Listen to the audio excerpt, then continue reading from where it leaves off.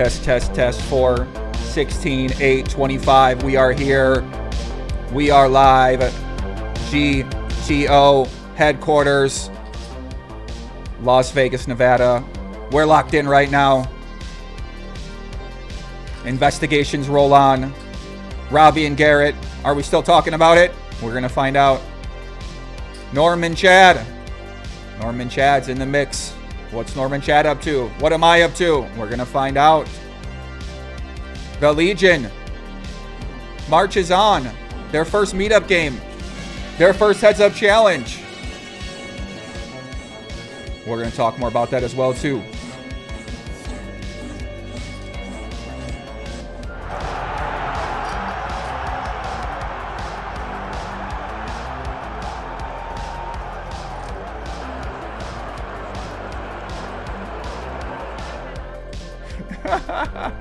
Guys, listen, we're here, we're live. The great JR's out of retirement as well, too. Legion member, Legion meetup game. Sponsor for the Legion back in the mix on Hustler Live. This guy, look at this guy. Look how locked in he was his hand. $300,000 deep against Andy. Pocket fives, calls the 3-bet out of position. Check calls the flop, turns the open-ended straight draw. And you know what he does. JR, this guy's been studying the tapes. I thought he was retired, honestly. I came back, he's unretired. He's playing $600,000 pots. The guy's locked back in. But yeah, we're going to talk more about JR today. We got the hype music on the screen right now. It's going to be a good day. Happy Thanksgiving, everybody. Got a lot of topics to talk about. I don't know who's got time to tune in on a Wednesday night before Thanksgiving, but if you're here and you're live, then let's have a good time. We got our bottle of wine over here.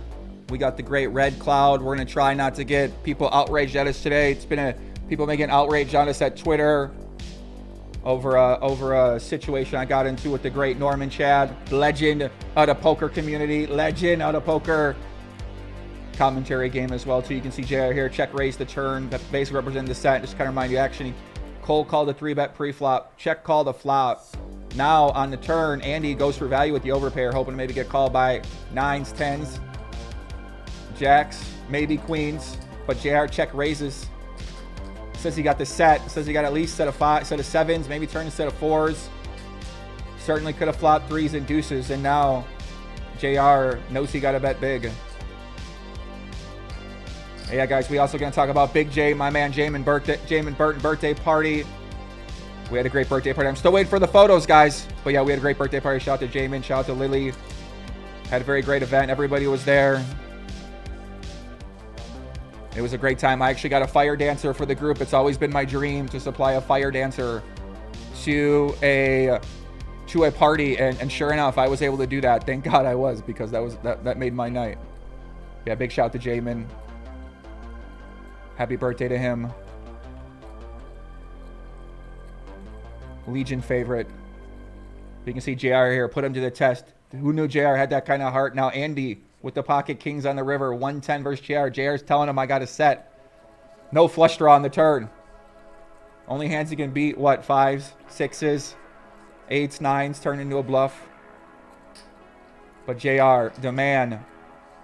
This guy's got heart. This guy's got battle. We thought he walked away. We thought he put his shield away. But the guy said, I'm coming back. I'm not going to fucking give up here.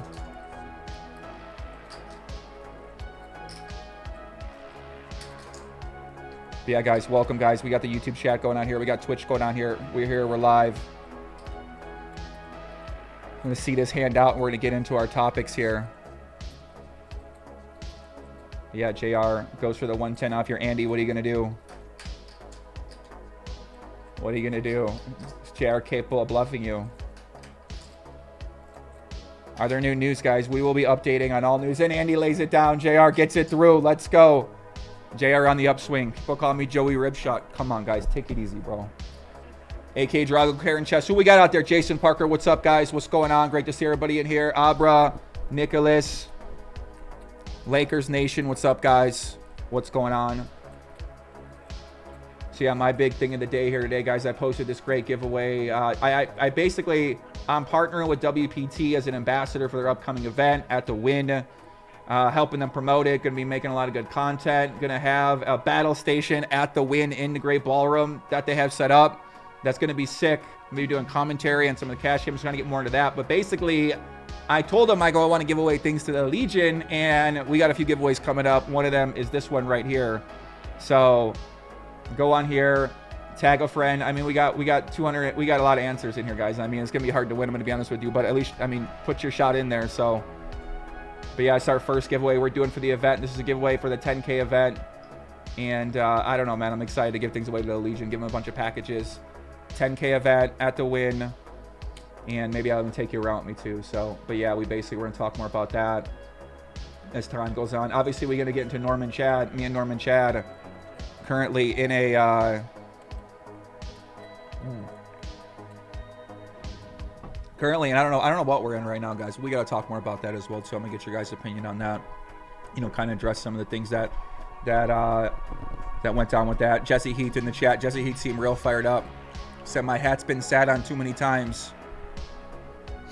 I agree. All right, guys, so let's kind of get into this, man. Yeah, guys, smash the like button. Fox Pilot, what's going on? George Seaver, what's happening? Rashad, what's happening? K-Pro, what's happening? Cool, what is the news? We're going to get into it, K-Pro. Don't worry. I know a lot of people are tuned in for Robbi and for Garrett. And in terms of with Robbi and Garrett, you know, we kind of went over the last show, and everybody was upset at me because I didn't have any news. People were getting mad at me in the chat because I didn't have an update. So basically, you know, I can't really control the updates that Robbi put out or that Garrett put out. I mean, we do have some updates, right? But they couldn't find Brian. The guy went missing. There was a dispute over, did she really turn her phone records in? She was spotted at a Raiders game with Jacob Rip Chavez. But outside of that, there really isn't many updates because HCL hasn't put anything out and they haven't given any more information. Garrett, on his Twitter, he ain't said much except post a great photo of him and his girl for Halloween. So people are getting upset at me that I don't got the updates. Guys, listen, all of y'all out there can go find updates too. You guys can get in the streets. It's been a couple weeks. You guys can go talk to people. Everybody out in the community is also able to go investigate what's happening, find out more information. So I spent a lot of time on this. I spent 110 hours of streaming on this. I was talking to these guys 24/7. I'm on the phone with them all day long.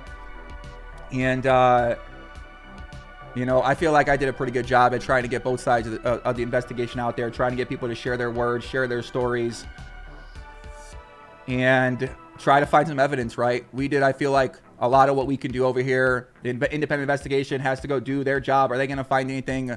Who knows? Is it going to be enough for people to be happy with? Probably not. So a lot of people out there who are convinced that Robbi is cheating in the hand, there's really nothing that I feel like is going to not convince these guys that she isn't cheating. And the people who are on her side are waiting for evidence. So if evidence comes out, and obviously people say there was evidence with the thing that happened after the show where the kid took the money off her chip stack. But I mean, listen, we spent 110 hours on it and we heard both sides of the story. Obviously the story is very weird. I never heard a story like it before, but to me, the updates now sort of divulge into the parties around the case, which is what we talked about last time with Savannah, when Savannah was trying to get in touch with me on the podcast, said she wanted to reach out about Robbi, something to do with Robbi and Jacob Chavez, shout out to the Cowboy. And really, that's the last I've heard of that. If any of you guys made a video, tag me in the video, right? Show me what you guys did. Show me your stream. Show me your call-in. K-Pro, show me your call-in. And yeah, guys, right? Like, go send me the videos you made. Send me the interviews you did. Send me the information I'm missing out on. Put it in a video and get it to me, man. I'm ready to watch it. I'm ready to see it. Interview the characters, go talk to them, talk to Nick Airball all you want, talk to Beans all you want, and I'll watch your guys' stuff. But for me right now, I'm focusing on what's next for me. And you know, one thing I've been realizing lately is that my voice has a lot more power than I understand that it has in terms of what people are inspired or influenced to do. And with that comes a lot of responsibility you have to put on there, so you have to be careful about what you're shining a light on in terms of certain topics and certain ideas. So if I have the ability to focus more on the game and focus more on events and get more into the live event space and actually send the Legion to someplace where they're going to be able to actually play poker and not have to worry about poker drama and hopefully not poker drama, right? And everything else that came along with this stuff, then to me, that's more important. And I already had this partnership set up for a few months because I really wanted to promote a more live event series and do work with more cash games. So in the series coming up, there's going to be a bunch of cash games that I'm going to be a part of. So I'm excited about that. Yeah, shout out to Red Wolves. What's up, guys? What's up, chat? Baza, what's happening? Edgar Friendly, what's going on? Amazing Irvin, we have no evidence really. Only lead is Brian. Did he steal that once or more than once? Robbi was the only person who said it was more than once. This guy's been MIA while the blitz blows over. Yeah, guys, I mean, yeah, man, I agree. I agree, right? With that people would say that is a pretty big deal and that does really mean something and that should stand out. But, and I understand where they're coming from too with that. And it obviously is weird, but don't know if that's enough to say that the person is cheating in the hand. So set for the Ria, what's happening? Chew good bro, what's happening? The Ignition jackpot update, we will get into that, guys. So actually that jackpot, I mean, I feel like I'm gonna go out of order a little bit here, but I'm kind of excited about all these topics here right now. But yeah, the Ignition jackpot dispute was a classic dispute that goes on with some of these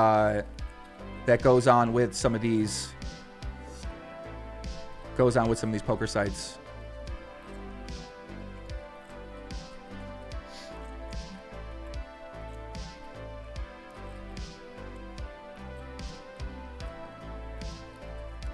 Yeah, JR play another hand too. I'm just liking these JR hands here. Yeah, what's up, Ryan Lemmings? What's going on?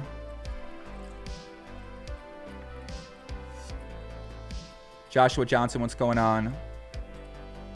Joey milking this for members. He's shilling out hard. I don't think so. I mean, I think normally if you're gonna throw an event, then you're gonna want to promote your event. You're gonna promote your content around the event. So, something I'm trying for the first time. So we're gonna see. I mean, you know, some people might not like it. It is what it is, I guess. Everybody got an issue with everything.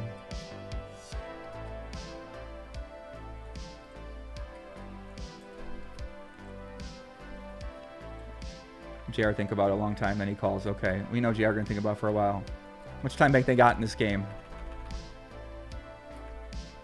This guy Charles, he got a lot of heart. He wanted to fire. Oh, JR, full day. You're kidding me. Dang, JR is or Charles is a pretty aggressive player.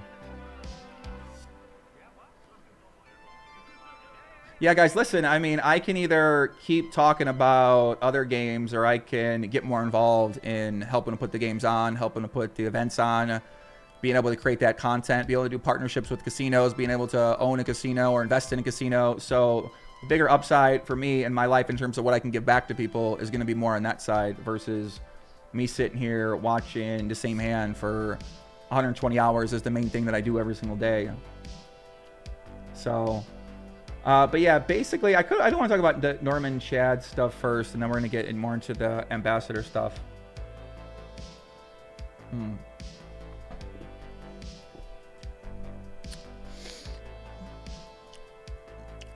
Yeah, covering many topics. Yeah, we're just going to cover a lot of topics here. But yeah, also someone said something interesting there before about lawyers involved with Robbi. I mean, that's also true, right? Garrett can't really come out and say anything, and other people don't want to come out and say anything. They don't want to make accusations. They don't want to get involved in that arena as well, too. So there's a lot of other things to worry about for people that are getting involved in, you know, whatever's going on with that whole story. So.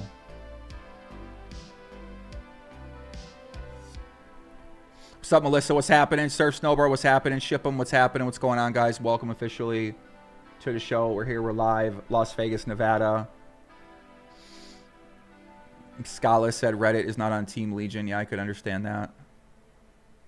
I can definitely understand that. Yeah, I feel like the Legion out of line. You know, the thing about the Legion is that it seems like a lot of these guys get real riled up or they get real aggressive or something like that. And then... you know, that can manifest itself in the way they treat people, the way that they talk to people. I guess they were sending messages to Norman Chad. Listen, guys, don't fucking be sending threatening messages. Don't send out-of-line messages to people. Don't threaten people. Don't ever do anything like that. And obviously me as the content creator, I got to be watching out if I'm going to be inciting things like that to take place. You know what I'm saying? Don't ever do that. I'm not trying to incite any threats, any violence, anything like that against anybody with my content or anything that I'm doing. So I hope no one in the future take anything I say and about anybody, no matter what they say about me or what they're doing to me or how they're attacking me or how they're putting me down. It doesn't mean that you guys can go send these people messages and start fucking saying you're going to threaten them. I don't know what the messages are, right? With Norman Chad. Norman Chad said he received messages. So, you know, you guys can't be doing shit like that. That shit's out of line. I don't condone that. That's not what I'm going for here.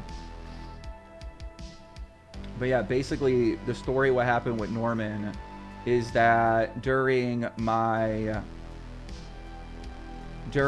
investigation streams, right? I was doing the streams. I'm doing these 10-hour streams, doing the 12-hour streams, talking to everybody in the call-in show, basically losing my fucking mind, seeing attacks constantly against people, everybody involved in it. They're attacking them in the chat. I'm getting tagged on Twitter. Some of the worst, meanest things I've ever seen in my life. I'm getting attacked constantly by everybody. I'm fired up. I'm on edge.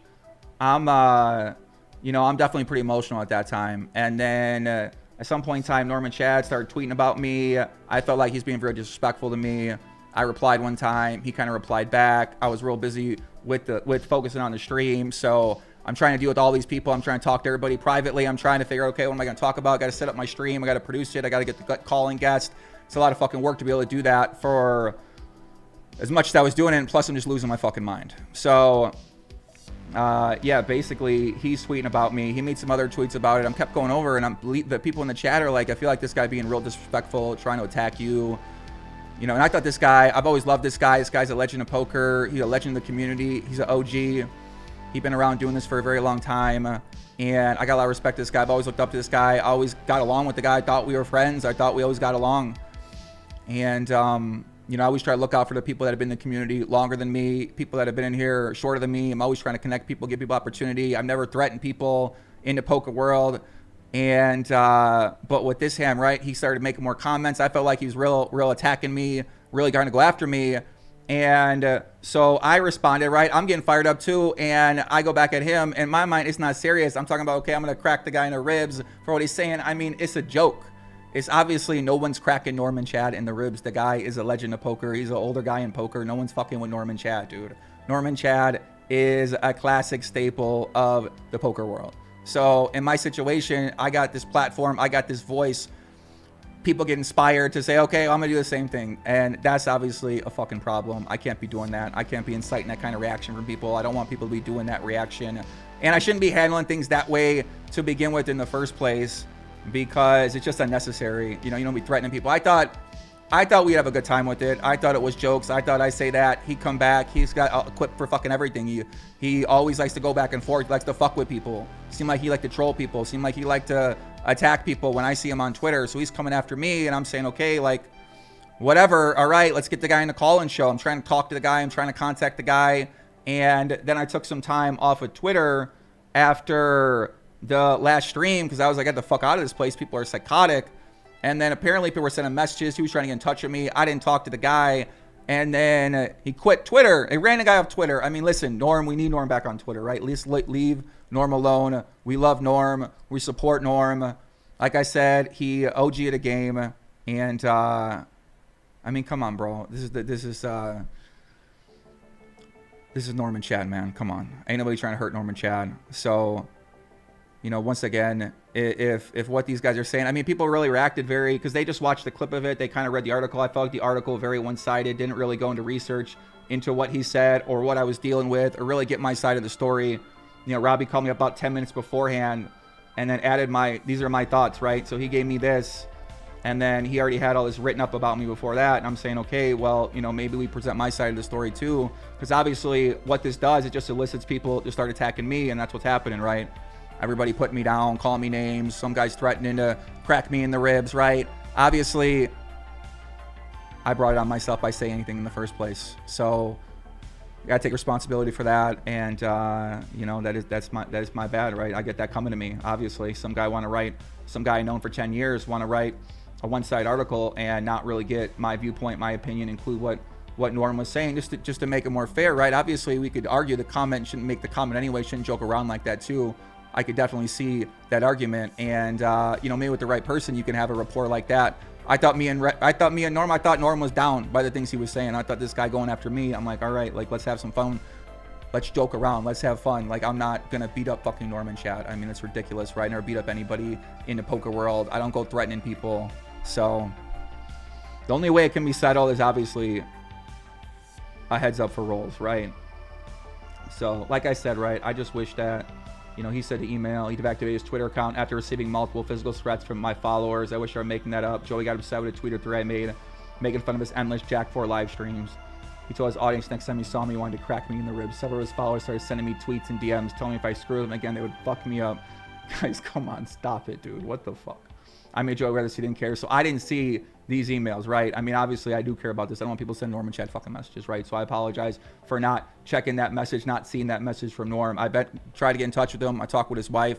I had a text exchange with him last night.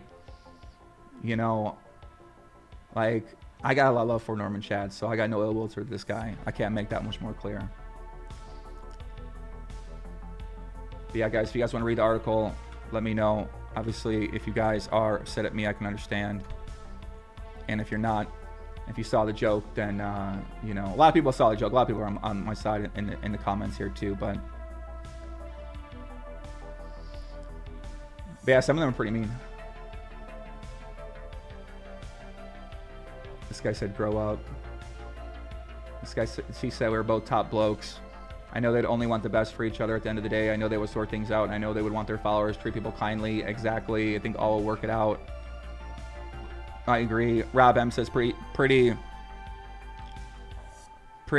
ridiculous situation article made about you. Yeah, I mean, I kind of feel the same way about it, but you know, obviously when you do media, you can make the argument whatever you want it to be. So obviously the narrative here is that I am threatening this guy. They don't know my relationship with Norman. They don't know our back and forth. They don't know interactions in the past. Like, I see this guy like an uncle, like a neighbor, like a classic legend in the community, right? I'm not trying to hurt Norm and Chad. But yeah, I mean, I am surprised that a guy that I've been friends with for 10 years would just not like, hey, you know, let me at least include Joey. I mean, just get his version, right? Call me up. Oh, the story's written. What do you think? I mean, come on, dude. I would never do that to somebody in my story. When I do, and even on my content, I try to get both sides of the story on here. At least everybody can explain themselves. Is someone gonna make accusation about something like that? So.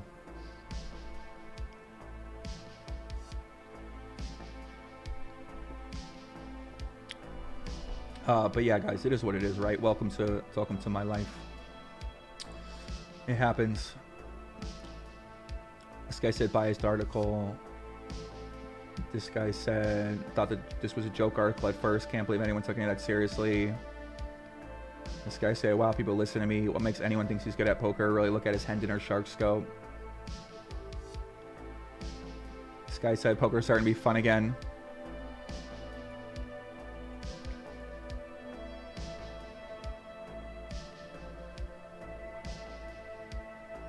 I guess we're gonna see how tough he is. I don't know. He's coming here.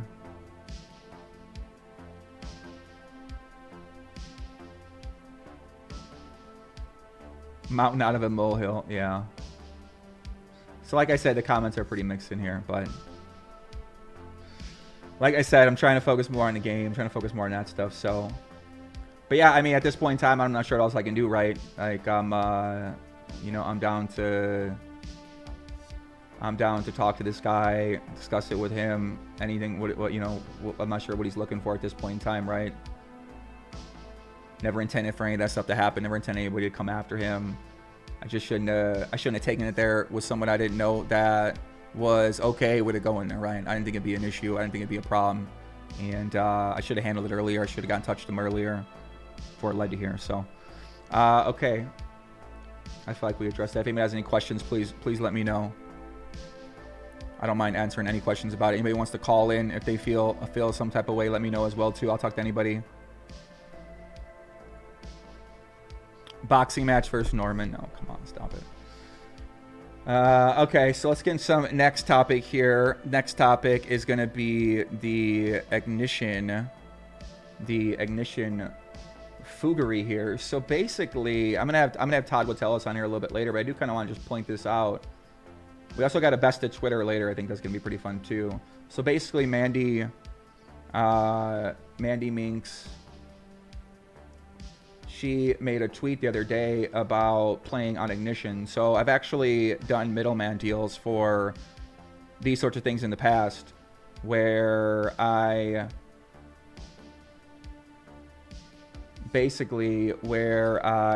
had to recover money. So essentially what happened here is that she was playing slots on her phone. In the video, she got a jackpot. It was for about $250,000. And what happens is sometimes is that in these things, the casino is going to slow pay you or might not want to pay you out. So basically, in this case, the casino wasn't paying her out. So she won a jackpot, $250,000, and member of the community, they went and sent it to her. So she went on there, she tagged me in at one time. I said, case at my desk, let me know. So I reached out to Landon, talked with Landon. He said, no, not really his department. So basically, Todd Watellis made a great bet earlier. We had Todd Watellis on the last call-in show. Shout out to Todd. But yeah, we can play the video here. $200 to spin, Rob. This is to hit the 241.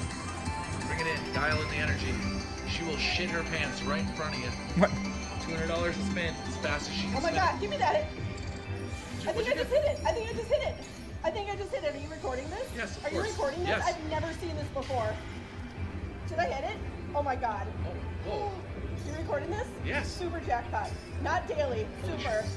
You're not going to run out of room? No. Oh my God. Super. Super. Don't. Super. Just calm, simmer, hold hard, close your eyes. Look at me. Just wait till it drops. Hold on. I've never seen it. Deep breath.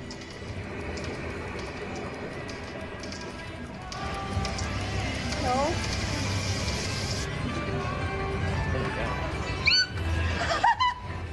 Are you fucking serious? Okay, so she hits the jackpot, trying to get in touch with these guys on social media. Like I said, I've seen this before, and they not getting in touch with her. They can't do anything about it. I'm Bovada, so I said, okay, let me reach out to some people. Let me see what I can do. Todd Watellis made a great thread here earlier, warning it appears Ignition Casino is either broke and or attempting to cheat a member of the poker community who legitimately won $250,000 on their slots. They've locked her account and have been investigating for 3 weeks. They will not explain why. So, Todd said, isn't just Mandy. Other Ignition Casino players have reported that their accounts have been locked for several weeks for hitting big jackpots, which, like I said, I think that's pretty normal. After you win a big jackpot, that they're going to lock your account. They're going to want to verify it. They're going to make sure you're not a scammer.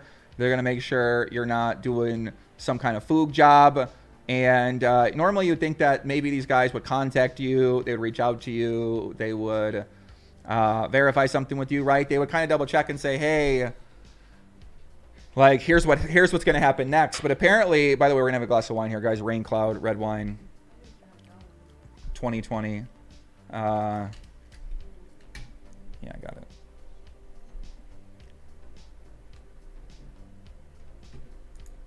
You want to give it a chance?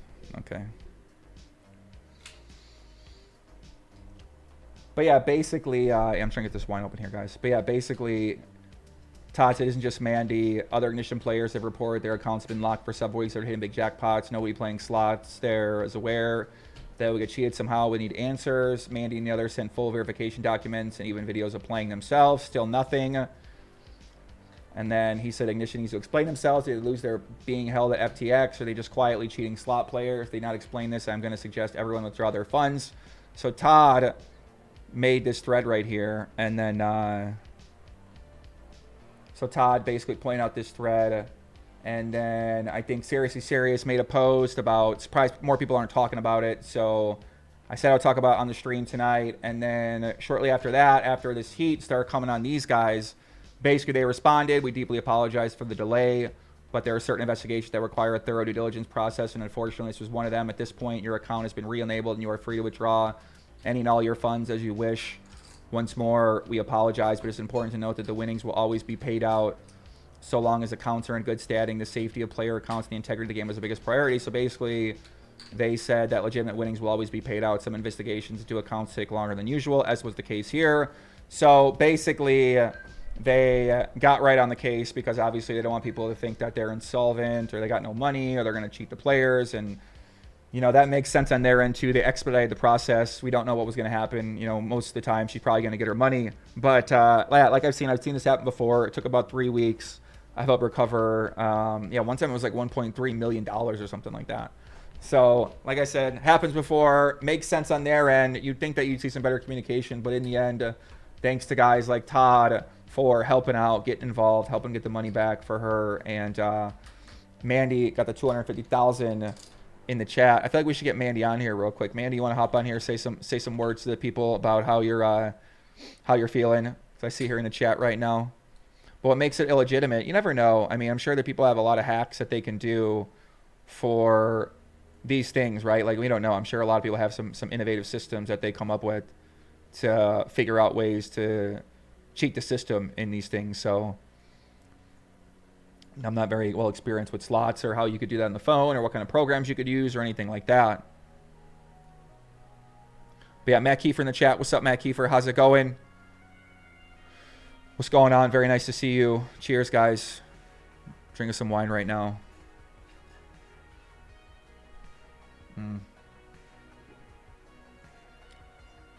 Oh. Cheers, guys. What's going on? Who's in the chat, man? Let me see who's out there, man. Brickis, Foss, what's happening? Mango Havoc, do you think Gman will ever play in Hustler again? I do think Gman will play in Hustler again. I think they're going to figure out their differences. I think everybody out there misses Garrett Adelstein. I mean, I miss seeing this guy play. The poker is saying enough with the guy. I think a lot of people want to watch the guy.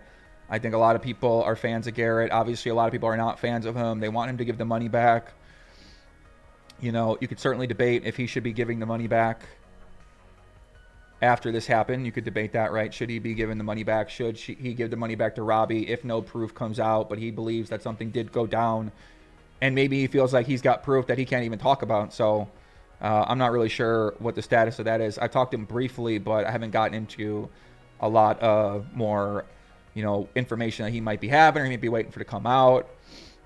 So, but yeah, what's up, guys? Maverick Brown, what's happening? 810 Poker, what's up? Tim Eder, Pierre Poulin, Ryan Ward, Soul Beach, Bagram, Mitch, what's happening? Big Baller Burnside on Twitch, what's going on? Method Up Mine, what's going on? Nice to see you guys. Iraq Blue, what's happening? Welcome officially to the stream, guys. Wednesday night. If you're tuned in, happy Thanksgiving tomorrow. If you're here watching right now, you know, happy to watch you tune in. M. Yucca says Joey is a shock jock. I mean, maybe I need to talk more poker or something like that, because then if I talk poker, I won't be able to be that shocking about what I'm going to say. But yeah, we're going to talk more about the WPT ambassadorship right now, guys. That's going to be the next topic I'm going to get into. And we're going to talk what Todd would tell us a little bit later as well, too. We got Mandy going to hop in here as well, talk about her big jackpot she won. What's she going to do with the money? You know what she's going to do with the money, guys.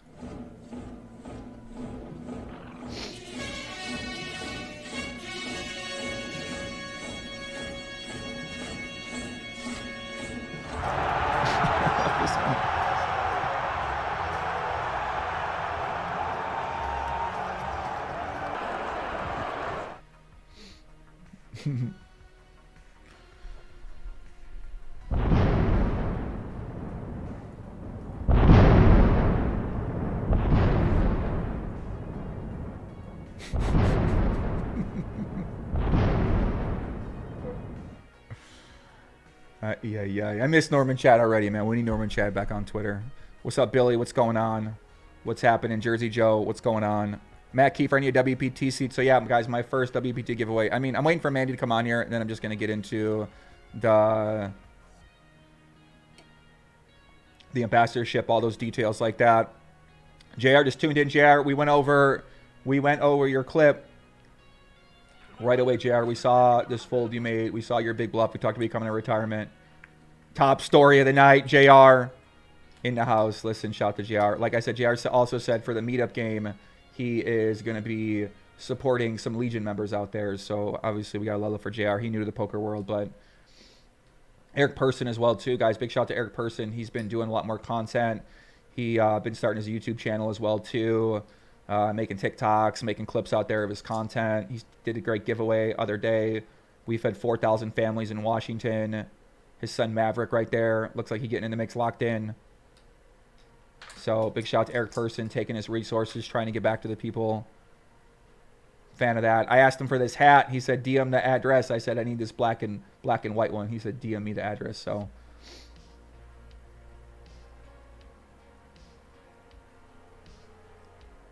all right, guys, let me see. We're gonna get Mandy in here right now. The beautiful poker princess herself. Mandy, are you there? I'm here. You're here. What's going on? How's it going? Happy now. Happy now. Not happy earlier. Yeah, it's been a crazy day, like super crazy day. So yeah, so basically, guys, we just saw Mandy's story where she had the slot foog happen, where basically she's playing on Ignition and she won the, what address am I tweeting out now? But yeah, basically where'd the camera go? Mandy, you there? I'm here. Oh, okay. Where'd the video? Everybody love you. No? Okay. Mandy got video. Okay. Oh, there she is. Shout out to Mandy. Okay, so basically Mandy got the jackpot. They tried fluging you. Todd Wattelis got involved. The community got involved. And then they paid you out. I mean, what were you thinking during that time period when they weren't even responding to you after you hit the 250K? Well, it was obviously like super frustrating. I was at a casino playing, so everybody like comes running over to my slot and they're like, what? And I'm like, don't worry about it. But like, yeah, they just wouldn't respond to me. If they did, it was, be patient. We don't have information for you. Be patient. We don't have information for you. And I was like, every time I'm just like, why don't you treat this like it's your money? I get it. You don't have an answer, but nobody has an answer for me. Like, what's happening? And I'm like, I have a video of me playing it. Like, I'm not cheating. Like, and I've seen all the people like, oh, so she just like happens to record it. And I'm like, do you want to know how many videos I have of me playing slots on my phone? A lot. Mm-hmm. So basically, it's not unusual for you to record it. Some people might say, why was she recording it as proof to be able to verify it? But you're saying it's pretty normal for people to record you when you're playing on the slots. Right. And it was the person that was recording it. We go slotting and we slot with our friend named Rob. And so you can hear him say, hey, Rob, because he's recording a video for him showing me playing slots at a casino. And then it just happened to hit. Like, it was just a pure coincidence. Like, we had just gotten to the casino. Like, I picked him up from the airport and we went to the casino. Like, like it was just, the timing of it was like, I am really happy that he was recording it because, I don't know, it was just crazy. It was just crazy. Yeah, like I said, I've dealt with this before where luckily people save screenshots of the jackpot screen. And if you're playing online on the desktop, I don't know what the procedure is to cheat. Like, I'm sure if you're cheating, they're going to be able to figure it out on their end somehow. So I don't know. I mean, I'm sure they're got a lot of support. They got a lot of issues. 250K to Ignition, probably not a lot of money. Obviously to you, it is a lot of money now because you're saying I need my $250,000. Like, I'm trying to, we got Christmas coming up. We got Thanksgiving coming up. So I mean, how'd you get in touch with Todd? Like, how did Todd get on the case? Because I saw you tag me a few times, and then I kind of started trying to, okay, let me figure out what's going on here. And then Todd really got involved with it, with what was happening. Well, I saw him last, or however many days ago he was on your show, and I had messaged Landon ahead of time because before I tweeted anything, so I was like, well, just see what he says. And he's like, you know, pretty much was like, you know, sorry, I can't help you. Like, really nice about it. Like, I felt bad that all these people were tagging him and talking shit about him or whatever. But, and then I saw him and I'm like, okay, it's not poker, but it's on a poker site. So I'll just message him. And he got back to me and he told me a couple things I should try and then get back to him the next day. And then today it just blew up. But it worked, obviously. Like, when they called me and I answered it and I go, let me guess, you're going to enable my account? And they're like, yeah. And I just started like cackle laughing, like, oh, what a shock, after all these people are talking about it, all these hits, all this stuff. And it's just like, if I didn't hit it, somebody else would hit it. It's like, it's something that just goes off. It's the progressive, a player funded progressive. Like, I don't know. Like Landon was talking about it back in July. That's when I started playing. So I've been playing it for over 4 months before I hit it. So I mean, it's not all. I like slots. You've been I like to grinding. gamble. You've been grinding, huh? Oh yeah. Yeah. Well, listen, now you got the money back. I mean, 250,000. What are you going to do with it? Do you have any plans? Are you going to come out to Vegas? Are you going to come play in any of the WPT stuff coming up with the lady stuff? Or what's your plan? Everybody going to be out here for that.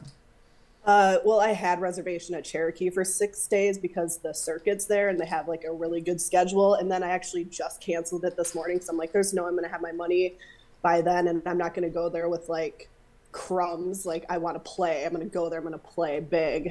And so I'm going to pay off some bills. I'm going to buy some frivolous items. I'm going to donate some money. Christmas coming up. I like helping people. So I'm sure a above average portion of my money will go to other people. Right. Yeah. Makes sense. Sounds like you're gonna have a pretty good time. Oh yeah, always. Yeah. Well, listen, big shout out to you for finally getting this taken care of. Get the money. Now you got to get it cashed out, get in your account. Hopefully that all goes well. And in the but process. if not, let us know. Keep us updated. Okay. Okay. Thank you. Cool. Yeah. Talk to you later, Mandy. Bye. All right, guys in the Legion. Big shout out to Mandy for coming on here, tapping in, joining us, giving us her viewpoint on what happened. I mean, listen, that's so stressful, bro. Oh my God. Can you guys imagine $250,000 locked up? The site won't respond to you. The ambassador, shout out to Landon, says he can't really help out because he don't know the right person. And yeah, but now it's all back. So, I mean, she said she does a lot of slots or a lot of that. So, you know, obviously slots are pretty swingy, and I think most people lose at slots, but obviously a lot of people love them, you know, a lot of slot streamers and all that good stuff like that too.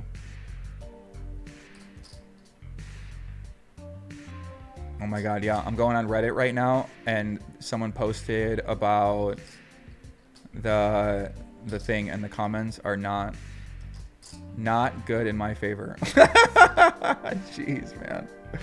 These guys are not fans of mine. Oh my God. I might have had the wrong impression about the poker world. I felt like in the poker world, I've always tried to do pretty good. I've always tried to be a good example. I've tried to help people out. I try to get back to people. I try to do giveaways. I try to do all these things like that, but it doesn't seem like a lot of that stuff really matters to a lot of people. Like they don't know any of that kind of stuff like that. And, you know, they just see whatever happened in the present, and they really react to the present. And it seemed like a lot of people were not happy about the coverage of the Robbi streams and stuff like that, right? They thought it was like, I mean, I know Reddit, like most people on Reddit, you know, shout out to Reddit, we got a lot of love for Reddit, but you know, especially that story, right? This is the problem with the story in the first place, is that the story is all everyone's going to read. They're never going to see me talk earlier. They're not going to see anything. So basically I got to go make statements in all these different places. And yeah, I mean, that's the problem with the story in the first place. Like I said, I can't believe a guy I consider a friend who wrote that. You know, this is poker. Like, I don't know, man. Poker world is just pretty. These guys are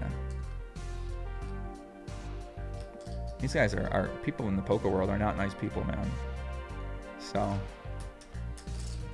it's pretty shocking how not nice people in the poker world are. They're just kind of waiting for something to hate on or attack on, or even if they think you were out of line, or think you were in line. You know, people are going to find a reason to basically hate on you and attack you for anything like that, I guess. But Cutthroat is the Easy Rider says, yeah, what do you guys think? I mean, yeah, I'm reading through this thread here. They say I need to respect my OGs. No, yeah, I would agree. I mean, I guess it's interesting, right? Is if a guy disrespect you, it don't matter. You guys got to say whatever. You know, a guy say put you down, try to disrespect you, attack your business. You can't, you know. But like I said, right, they think the joke's out of line in the first place. But they also, people really think that I set my psychopathic followers against him. And that's obviously not the case. So this guy said like a circus clown in the arena. Jesus Christ. Good time to apologize. Please don't double down. Oh my gosh. Have a serious talk with this Legion. We had to talk, guys. Calm down, Legion.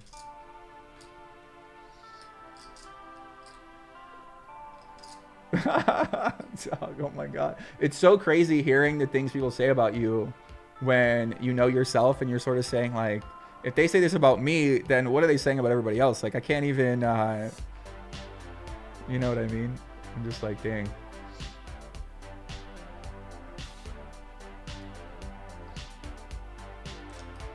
You got to get Norm on the show. Yeah, I mean, I want to get Norm on the show. Shout out to Norm and Chad.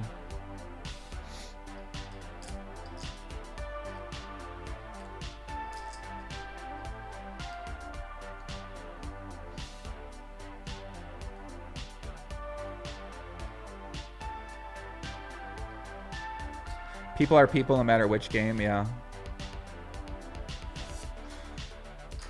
The reason why they lock out or delay payments because crypto is down right now and they don't want to give a large amount of Bitcoin for 260,000 if there's a lot of lag. Yeah, I guess that makes sense too.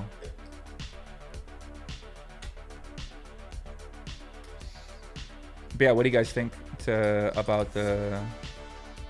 all this stuff going on?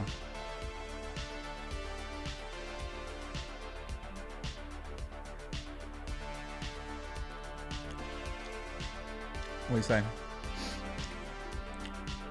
Why am I paying attention to haters? I guess that's a good question, right? I'm not sure what to do about it. I mean, you know, I'm kind of just talking about it because obviously the guy seemed like he, you know, pretty upset. So I don't want the guy to be upset. Not my intention. When my intention for that to happen. So I'm not really sure how else to handle it. You know, what would you guys do?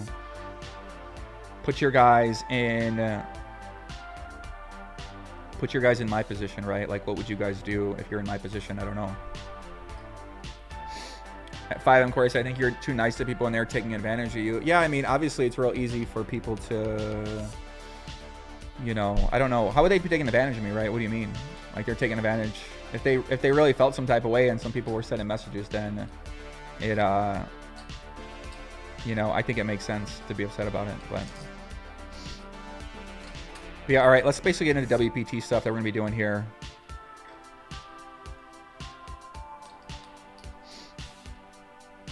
Araka said, Joey, a lot of people are jealous because Robbi got over, and they've been grinding and they want the attention, pay them no mind, and couldn't draw a crowd with a pencil. I mean, I don't agree about that, but obviously, you know, these guys want people to see their content too. So, you know, when Robbi writes the content, he wants people to watch the content. Obviously, it makes a lot of sense. John Love said, Poppy, don't let this get shit you down, brother. You are always encouraging. Do I put videos to help people have a better experience or time? You are much appreciated, man. Yeah, I mean, that's what you got to try to do. It kind of seemed like that way. If you're not really integrating the community, then, you know, they're basically just going to attack you if they don't know you. So especially when they don't really know much about you, then it's real easy at this point in time to find something negative to say about anybody. Like, I could basically attack anybody in poker at any time I wanted to. I could be relentless about it. I could do the same thing that everybody else does when they do it too. But I really choose not to do that. So, and obviously at time I do get into it with somebody and I make a joke around, right? I'm putting on a show and then they're going to find a reason to make it even bigger. So I guess the solution is to really watch what you say, right? You really got to be careful about what you say. You got to be careful about what you talk to. You got to be careful about who you bring up. And yeah, Nebcheck says, take notes on who your real friends are. A bunch of people hating on you when they know you were kidding. Yeah, I mean, I don't know. I don't know if they knew I was kidding or if they knew that anyway, so. I don't know. But yeah, all right. So WPT ambassadorship, guys, let's talk about this, what we got going on here. So basically, a lot of these companies have been pitching me for a long time. I worked with a lot of the companies in poker before. Done a lot of, you know, I've done a lot of commentary. I've done some like one-off things where I partner with them to help them promote maybe like a one-off thing, but I never really was interested in the live tournament series. And but I always like sharing my story when I go to World Series of Poker. I always like sharing my story when I go to poker events. And WPT, they were coming up with a new event in December that happened to be at my favorite casino, which is near where I live, which is the Wynn Casino. So they're trying to do something different. They're trying to make it like a big event in the December. They want me to add my hype to it, add my community to it, bring the Legion out to it, help be a part of it, help produce my content, make it look better, and give me opportunity to help me out with giveaways for people, right? They're trying to promote their event, and obviously they want people involved with it. So I like working with these guys. I know a lot of their team, and you know, they gave me a good offer about it to get involved with the event. And I said, okay, well, I want to have Ivey on the show. You know, I want to do commentary on these things. Like they made it real easy for me. Like they're real easy to work with. So so these guys made me a good offer, and they brought me on as the official ambassador of the event. So yeah, big shout to WPT, shout to WPT Global, shout out to the Wynn. And yeah, so one of the events we're gonna be doing is this Sunday. We're doing a Legion Heads Up Challenge on WPT Global. Basically, all you have to do is open a new account and register or deposit. I think you can deposit almost any amount of money that you can, and then you use code POPPY, and then you get a trip. You could play for a trip and Heads Up Challenge to come out here to hang out with me in Vegas. And of course, we're doing the Ivey podcast as well. So everybody's excited about that. Posted it on Twitter, posted it on Instagram. And, you know, I'm very excited about this because I have got a lot of offers from all the companies in the past. Shout out to Phil Hellmuth. And, oh my God. But yeah, I'm always kind of hesitant to really do stuff with a lot of different people. But I love the guys that behind the scenes. Jamie Kerstetter's there. My guy Dan's there. Shout out to Dan. Thomas is there. Shout out to Thomas. A lot of the WPT staff themselves are pretty great. Adam Pliska, Hermans, Angelica, Matt Savage, Tony Dunst.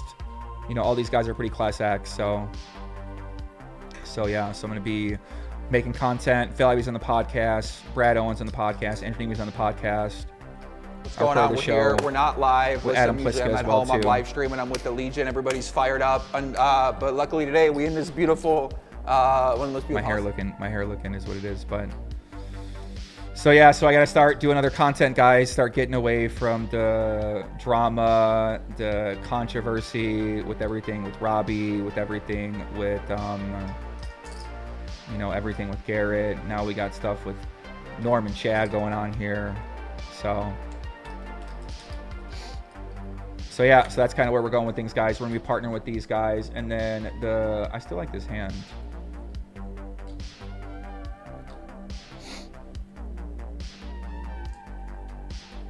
But yeah, Alien said congrats on the job. Thank you. Yeah, it's gonna be just for this event series, and then I think we're gonna figure out from there where to go with things. You know, if I like working with them, if they like working with me, we can do more.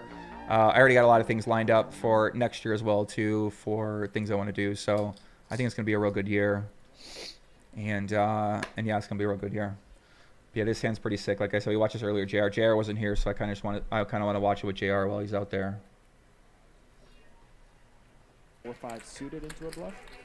But yeah, I think we're gonna get Robbi on an episode here coming up soon, guys. Yeah, Robbi J. Lou will be back on here. What else is he cold calling?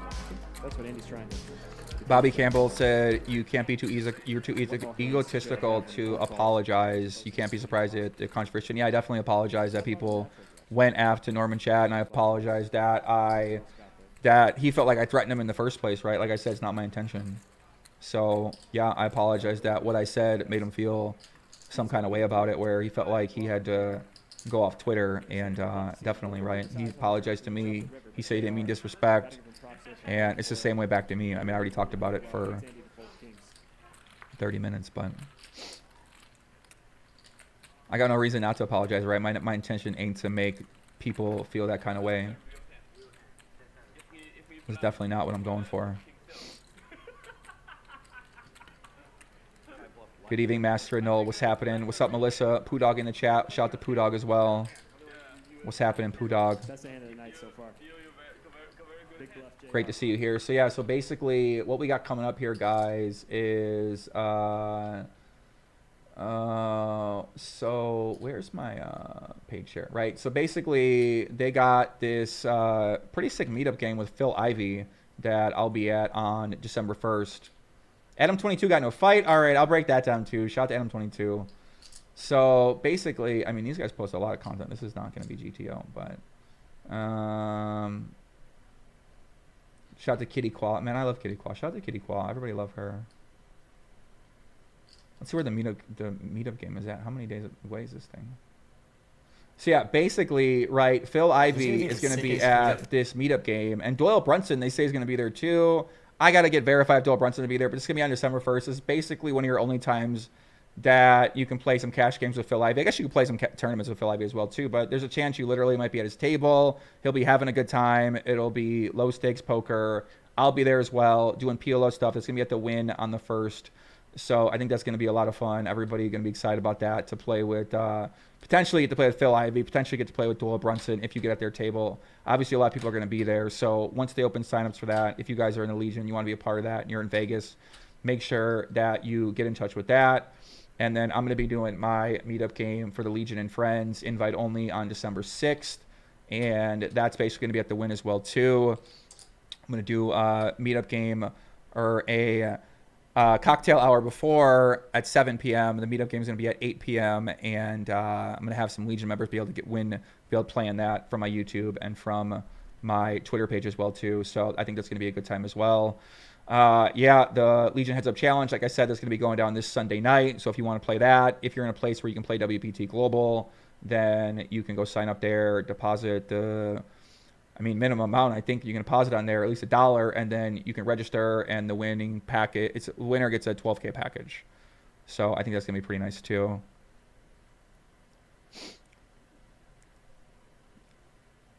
But yeah, we got some pretty cool stuff. There's a player party we're going to be doing there. I'm going to be having a battle station set up in the Wynn ballroom here. So basically, they got like a ballroom like this. They got a 6 stage. It's like the first of its kind they've done at the Wynn, which is really why I wanted to be involved, is that the Wynn is my favorite property. And I basically get an excuse to go to XS, go to the nightclub there, go to the restaurants there, play poker there, which I already do. So I get to help promote the Wynn. I get to promote WPT. It's kind of it's outside my comfort zone, and obviously it is more official, which I haven't really ever done before. And a lot of people are probably going to give me some, shit for that too, because people give you shit for anything. But yeah, that's basically what I'll be doing. I'm excited about that. I think this 10K is going to be great. They've been doing a lot of great giveaways for people in the community. A lot of people have been sharing their stories, like I said. And yeah, I don't know. I'm just too excited about that. So that's going to be a good time. I got my camera people coming in town, going to be helping document the story, making vlogs, hanging out with the Legion. AK Drago's bringing merch down there, and then I'm basically got to pick some of these stories in here, and a lot of these stories are pretty good. So I got to choose one person. I got to choose 2 person. I don't really know exactly who I'm going to choose, but we're going to see exactly who we choose here. Yeah, a lot of good people. What do you say? You want to choose 2? Yeah, but yeah, this event's going to be epic. Everybody's going to know about it, basically. Pierre says, how do we get the invite, Joey? Got to be a special or just part of the Legion? Basically, friends and family of the Legion. So, Melissa, I'm sure she'll be there. I'll probably give away like 10 seats or 20 seats to the Legion, and then give away a couple nights out. I'm going to bring a couple people out with me to dinner as well, too. Free of charge for those guys as well. And then we're going to have drinks, trying to get an open bar. But hopefully we can pull that off. I'm probably going to have to spend some money on this event. And then, yeah, if any of you guys have any suggestions on how I can spend $20,000 in, if anybody have any suggestions how I can spend $20,000 at this event, then please let me know to help market it, to help promote it. It's going to be one of my questions, too. Someone said, put Norman Chad in the WPT. All right, listen. Let me see if I could do that. Hold on. Let me text the handler, right? Shout out to the handlers.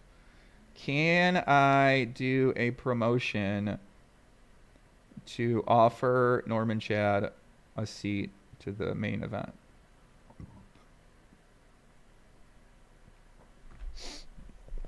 That sounds like a nice thing to do. Melissa said, I'll be there. You're auctioning off a date with me, right? Yeah, basically, Poo Dog Melissa says she want to go on a date. So we will be offering out a date with the great Poo Dog Melissa. Apparently, Melissa, Melissa, I don't know what she's going to like. She an Empress of the Legion. So, we got to find her a good guy. So, Poo Dog Melissa, she one of our favorite people around here. She said she's not on the OnlyFriends show anymore. Shout out to OnlyFriends. Those guys are working hard as well, too. Poo Dog Melissa. Everybody know Melissa. She's bringing the heat. She's in the crypto streets. I don't know what she's doing in crypto streets, but she in the mix. She excited. Does some commentary as well, too. Shout out to Melissa. Everybody love Melissa. I don't know what the fuck is going on with this one, but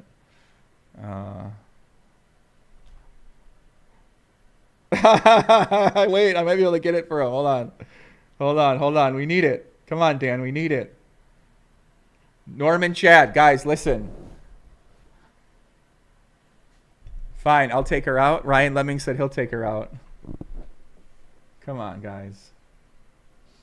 Up and coming poker player, avid in the gym, dresses up as Crowley DeVille, hardworking, likes out of line jokes, love animals, love snakes. And yeah, you guys tell me. What do you guys think? Are you in or out? I'm in. You in? I'm in. She's in too. So yeah, big shout out to Put Up Melissa. She'll be at the meetup game in town.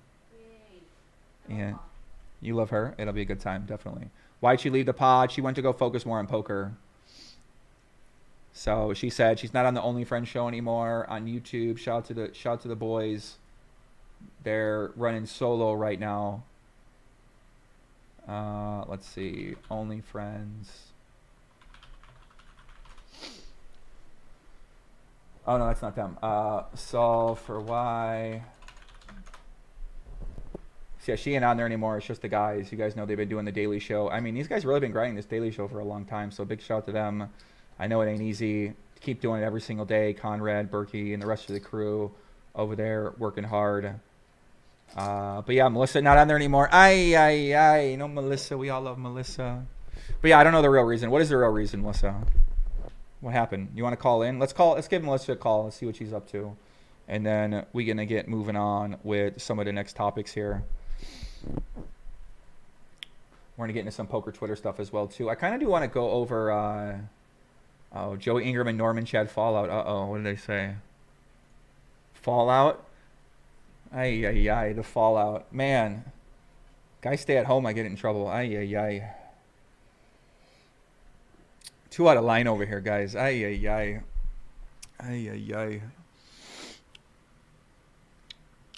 Alex Duval said you can auction me off as well, Poppy. All right, Alex. Alex will be in the mix as well, too. Alex, a great up-and-coming content creator. We watch a few of his videos on here. Shout out to Alex. He's working pretty hard as well, too, playing a lot of poker. Greg Harps with a 999. Shout out to Big Greg. Happy Thanksgiving, Poppy. Lock in. Strange occurrences all year long. Yeah, listen, guys. Thank you very much. Thanks, everybody, who tuned in here tonight.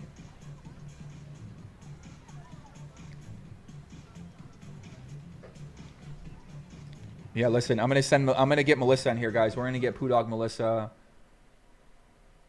on here. Go back to Finland. Wow. All I know is tell Ryan to bring more of those online super pros. 22-year-old. Almost $1 million pot. Andy is actually away from the table in this hand and ends up calling blind. Alex like me. He like the mini me, right? He look like me too. Got the hand at the screen, the right hand side. I mean, he kind of reminds me of young me. From away from the table. Someone puts 400. Clicker. Bill makes the call with pocket nines. I don't know, whatever. Alex's videos are good, so I'm gonna send you guys a link to Alex's channel. He just got 11K, but he's gonna have one of the biggest channels in poker. So yeah, happy to support his journey out here as well too. Hopefully one day he don't make a one-sided video about me. Fuck, come on, Alex, at least hit me up, bro, first, please. Please, Poppy. Please. Please. Yeah, it's a great video right here as well too. All right, let me get Poo Dog Melissa in here. Hold on a second, guys. Actually, let me get Alex in the show. Alex, I'm gonna send you. I'm gonna hit you up with a Zoom link real quick.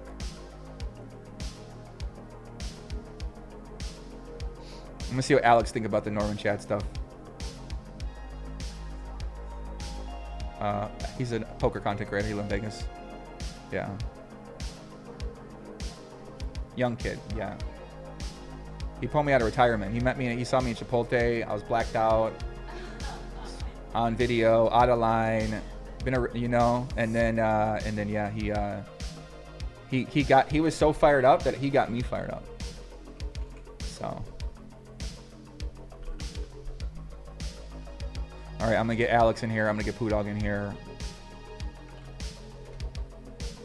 Do Alex, I'm in food coma. We need you, Melissa. We need you.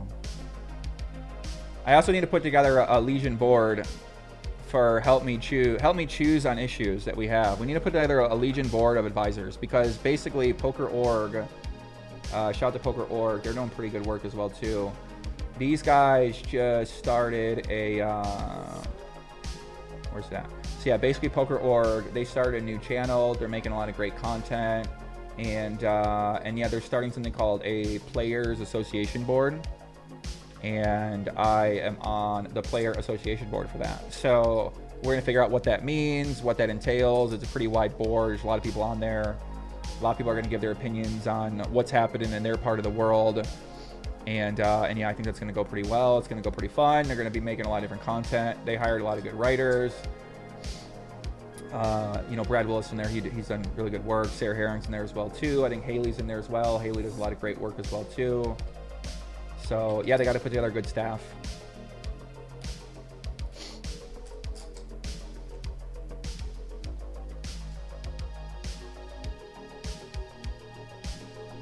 So yeah, big shout out to these guys. They gave me the idea for the Legion board, so I already got some idea for who'll be on the Legion board. So we're gonna see who gets on there. What did that say? Crypto Latinum get a lawsuit? Oh my God, what's this about? Helmuth promoted cryptocurrency Bitcoin Latinum and founders sued in California. Oh, really? Wow. Bitcoin Latinum, the cryptocurrency promoted by Phil Helmuth, is again facing legal difficulties for being sued in California. Oh, wow. So the founder got sued because they allegedly defrauded him out of $15 million in investments. Oh, wow. And Phil Helmuth, the one promoting this stuff.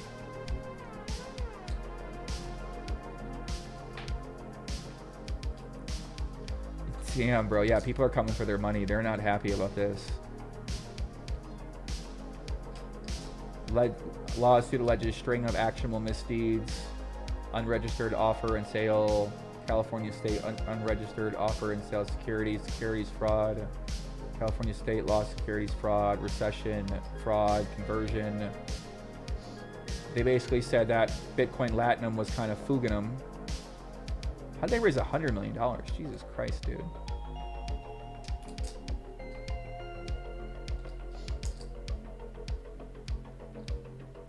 Wow. Racist ting taunts allegedly made from Bitcoin Latinum account.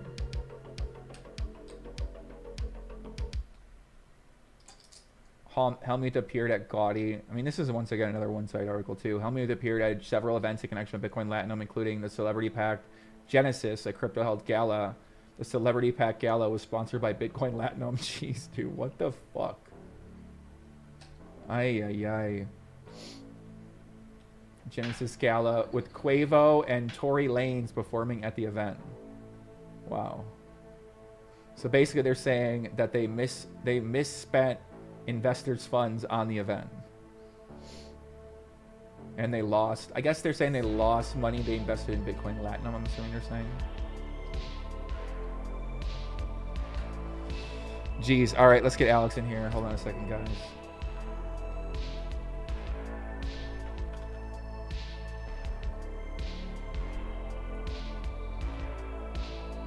Alex, you here? We can't hear you. Oh, connecting to audio. All right, guys, we're going to be joined by Alex. Hold on a second. Alex, you out there? Yo, what's up? Can you hear me? I can hear you. How's it going, Poppy? What's happening? Not much. Can you see my video? Yeah, I can see your video. Yeah, guys, we're joined by Alex Duval. Like I said, up-and-coming YouTube content creator. Got about 11K on YouTube. Done a lot of great videos. Did some breakdowns. Did some podcasts. Grinding poker every day. Working pretty hard. Trying to get the YouTube game. Trying to figure it all out. And living in Vegas. How old are you, Alex? 25. 25. All right, 25. We all been 25 before. We all know how 25 is. So, Alex, how's it going? What do you got going over there, man? What are you doing? You seem like you're trying to find a slot machine to hit a jackpot in. Dude, I'm grinding the airport slots. I'm about to leave. Actually, I'm going to LA for Thanksgiving. So, during Thanksgiving for LA. So, what are your thoughts on what's been happening in the poker world here lately, kid? You seen any of the Norman Chad stuff at all? Yeah, the Norman Chad stuff. I mean, I don't remember you saying I'm gonna crack him in the ribs. I watched that back. I thought that was pretty funny. I think it's like clearly a joke. I mean, he called you a fucking weatherman, right? Like, I mean, what, like the disrespect from him. I mean, no one talks about that, right? Yeah, I mean, he can say whatever he want to say. I can't. I guess the thing is you can respond, but when you go to physical violence, threats of that, even if it's a joke, then I can understand that. It makes a lot of sense, right? I don't want people fucking sending me physical threats, so I can understand. I don't want you to do it to anybody else, right? I mean, it doesn't make sense. You know what I'm saying? Like, I see Yeah. where a lot of the people are coming from, and you know, it's not really what I'm going after. So I think it's probably just best I just don't say shit like that in the future, right? Like, and we should be sending these physical threats. You know, the Legion get fired up, so I see what they're coming from. Right there, right there, right there. I don't know. They said stand still for a few minutes. Right there. What do you got coming up at Poker Kid? You've been making a lot of videos. What's got your attention right now? What are you paying attention to? And why are you spinning this so much? Right there, right there, right there. I don't know. Right there. Right there. Look at it. Where'd he go? Right there. Hold on. Neck, people say neck. Where'd he go? Hmm. What happened, Ken? I don't know. Are you out of here? What happened? How many edibles you take? All right, I'm here. Okay. You okay? Yeah, what's up? Okay. People, how many edibles you have today? How many onions? Yeah. How many onions you had? Yeah. I actually had like 8 onions. I actually have pretty good onions. All right, Alex, listen, give us something. Give us some heat, man. Give us some passion. What are you excited about right now in poker? You're making content. You're watching the game. You seem to be making stuff about Eric Person. What's got you fired up right now, bro? What's got you excited? What's the most exciting thing, like in poker, like coming up? For you, yeah. What's got you excited right now? What are you interested in? You as the young guy, like what's got your attention in poker right now? What kind of content you watching? I think like companies are doing more than previous. Like they're more willing to actually, you know, pay people that do vlogs or whatever. Like people are starting to realize that, you know, poker players can get a lot more than, you know, what they used to get. You know what I mean? Like poker is becoming more of a thing that people can get money for or that kind of thing. So I think, you know, there's a lot more to poker than maybe there used to be.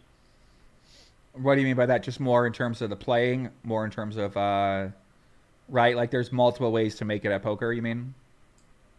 Yeah, like or just like YouTube, like just making good content and having, you know, companies pay if you're doing that.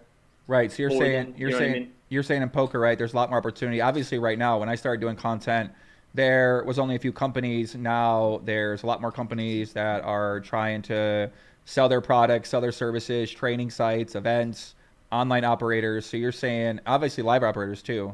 So you're saying that there is more of opportunity to make money as a poker content creator in addition to playing poker as well too.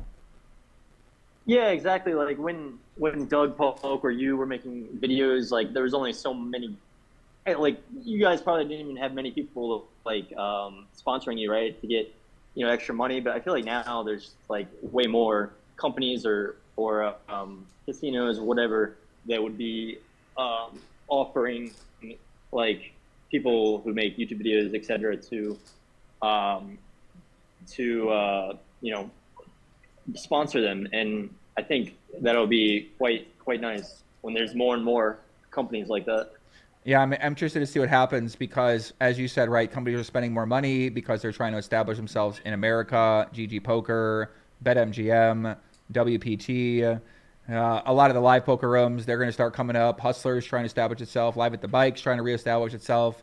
You got like a number of different vloggers trying to establish themselves. Eric Person's making content now, so I feel like we're going to get a explosion of content creators here. I don't exactly know how it's going to shake out, but I'm pretty interested to see how it fragments and how it, you know what I mean? There's so many people all around the world that are all over in Europe making stuff, Brazil, Japan, America. So I'm curious, like, where all that goes to and how big some of these sites can get with a lot of the bigger people that they're going to have in poker. Yeah, I mean, it's interesting. Like, I was doing vlogs at first, and vlogs are good and all for poker. I know people like vlogs, but I also like to do videos that are just going to get the attention of basically every poker fan. And so that's kind of what I've been doing lately, is trying to do videos where, you know, every poker fan would like them, like talking about hands from Hustler and things like this. So I don't know. I think there needs to be kind of a new thing for poker vlogs specifically that people, you know, can enjoy. I don't know what it will be exactly, but I don't know. We'll see. I mean, you know, you got guys like Owen and stuff whose poker vlogs will always do good just because they are so popular and they started so early. But I don't know if it's necessarily going to be the same thing if someone just started doing poker vlogs. For me, it's kind of boring, and I kind of stopped making poker vlogs. So trying to come up with a better way to do poker vlogs. Otherwise, I like to kind of, you know, do videos that I've been doing recently about, you know, the Hustler Casino cheating and different situations. I did a video with about Hustler Casino. You know, what's his Batman and, you know, Eric Person. And that thing almost has 150K views, which is like almost the same amount of views as Hustler Casino God on their video, which is pretty sick. So I don't know. I like to do videos that get a lot of views, and when they get a lot of views, you know, we know people like videos with a lot of views. So I don't know. We'll see. Yeah, I mean, I've never been really view hunty with a lot of my stuff. Sense. You know, I get sometimes people say that with your content, you're trying to make controversy, you're trying to make things for clicks, or you're trying to make things for views. I don't really ever shoot for views. A lot of things I do, otherwise I'd probably talk about things. I'd make my videos differently. I wouldn't do 5-hour live streams with no timestamps. I would announce my live streams way ahead of time. I would do a lot of things way differently. So obviously you're kind of getting started, you're establishing yourselves, and of course you see people like poker hands. They want to see poker hands. They want to see other people talk about poker hands, and that's really what poker's all about, right? They don't want to see people fucking talking poker. Like, people watch this sort of content is sort of an anomaly in poker, because most people watch poker to see people play poker, not see people to talk about poker. Yeah. It's crazy. I did look at Reddit. It's crazy how many people are like mad at you.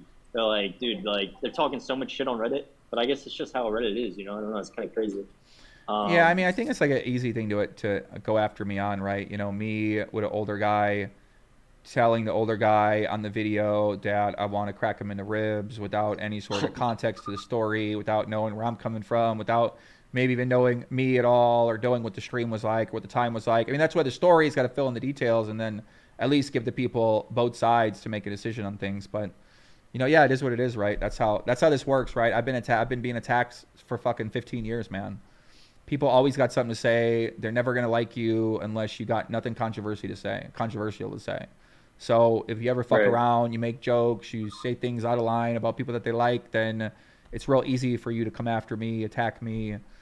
You know, I'm a pretty easy target to be attacked. I'm talking about edibles. You know, everyone could just talk about edible. I'm talking about doing, I mean, I don't know, right? The easy comments, all the people say, I'm aware of them too. You know, I feel them as well. Like, I'm not trying to watch every word. I'm not as PC about it. Obviously, in the future, I probably need to be more that way. I need to really watch what I say, watch what I do, be more aware of what I'm saying, what I'm doing, because, you know, I don't know. I mean, you can kind of paint a lot of pictures a lot of different ways, and there's certain topics and ideas that you could really hammer home to people if you want to paint somebody look bad. Right. Yeah. I think that you and your audience, like the Legion, have gotten a bad rep, but I mean, yeah, I don't think most people don't know the entire story. Like, I mean, you didn't start this. Like, Norm Chad just started talking kind of crap about this for no reason, right? Like, originally talking about it on Twitter and stuff, calling you a weatherman and stuff. So I can understand why you got mad, and can understand the cracking him in the ribs stuff. Maybe some people think that it's a little too far, I'm sure you can understand that, but obviously you were joking, so I don't think it's like a huge deal. But yeah, man, I think you guys will make up, and it'll all be good. Yeah, I think so too. You know, obviously, right? You see a lot of the hate. You see a lot of people say negative things about you. Kind of just comes down with the poker community, right? Obviously, you got a lot of support. You got a lot of people saying nice things as well too. But yeah, I mean, the guy, like you said, right? A guy attack you, a guy disrespect you, try to bring down your business. I've heard other people say it's jokes. I mean, like I said, they say, oh, he's joking. I didn't take it that way. I didn't feel like it was, you know, I thought it was a joke, but I thought it was a pretty disrespectful joke if he's joking, right? That's his thing. So in my response, right, I'm coming back with the same energy the guy's given me. And I'm thinking the guy is going to come back and, you know, not going to be a big deal. But obviously it turns into a big deal. Someone else, the Legion says stuff, you know, and that sort of snowballs from there. So obviously in the future, you just can't bring things like that up. Like, you can't be threatening people with physical violence. And obviously it's easy for someone to take it and really feel like you're being serious about it. So. Yeah, and I guess in the article that guy wrote, he said that he couldn't like put what Norman Chad said originally because like he deactivated his account. But I guess if he really wanted to, he could have found the live stream where you talked about this before. And I think you talked about this and showed the tweets where Norman Chad did talk crap. So I guess he could have found that. But yeah, I agree. I think people that are supposed to be like good friends of yours, they take way too much action to just kind of make these titles and articles and stuff where, like, you know, they're creating a story out of it. Same thing that happened with like Ebony, right? So like, I mean, yeah, I would never do that. If I was close friends with someone, I would try to really make sure everything was fair on both sides. Mm-hmm. But yeah. Yeah, I can see that too. Yeah, I see. I mean, obviously everybody got their own opinion, and a lot of people aren't going to like you.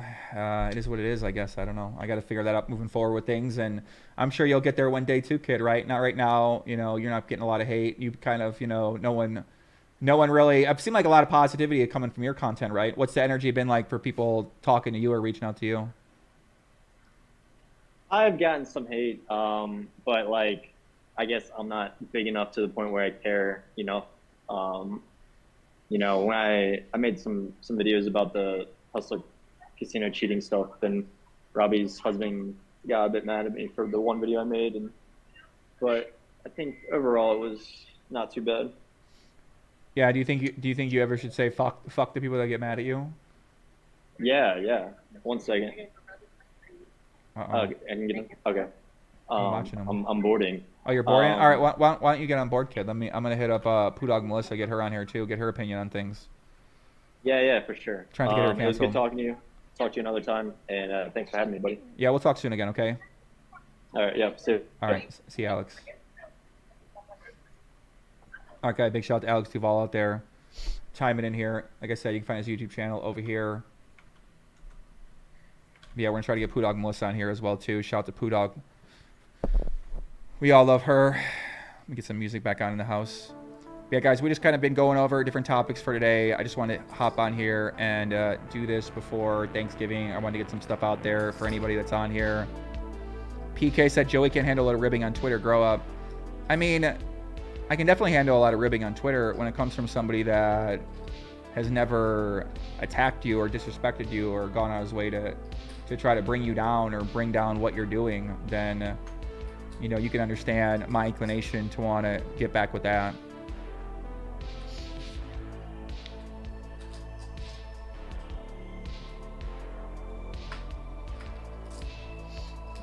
Dunkman says, I ask questions, I don't listen. No, I definitely listen to people when they give me an answer back. Obviously, when you're doing on here, you know, I got 10 screens open, so I would agree it's more challenging to focus on what everybody's saying at all times because, you know, there is a lot going on, so maybe I should just ignore some things that are going on in the background as well, too.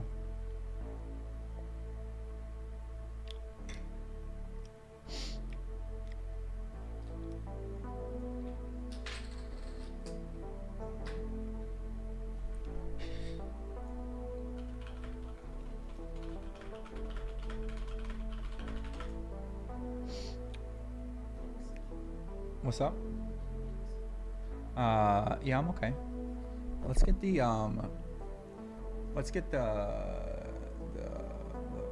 over there, the weed, the 20.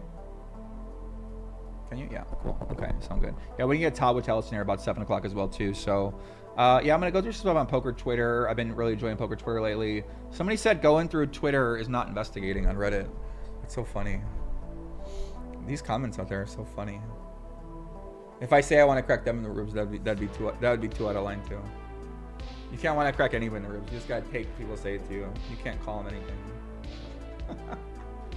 Pretty interesting.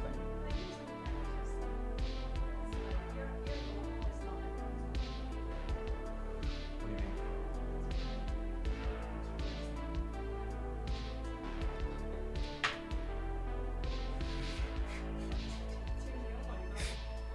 Sounds set the alarm off over here. Yeah, I'm the original 24 tabler.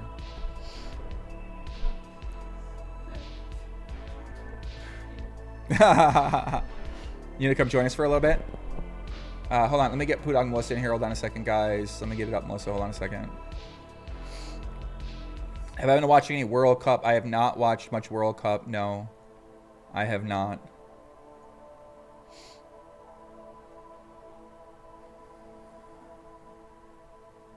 I have not.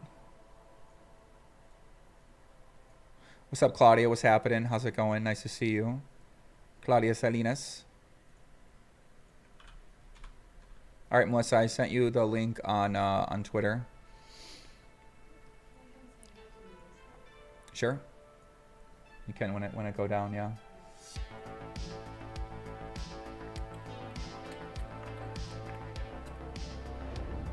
But yeah, poker Twitter has been pretty fun lately. I mean, it's kind of slower around this time. You know, Melissa Burr's been talking a lot about DraftKings, right? So there's this whole big e-check food going on where basically if you registered an account with like DraftKings, BetStars, WSOP, pretty much most American gambling sites, they were able to access your information, like hack your phone, deposit money in your name, cash out money in your name. Yeah, it's a lot of fucking craziness going on there. So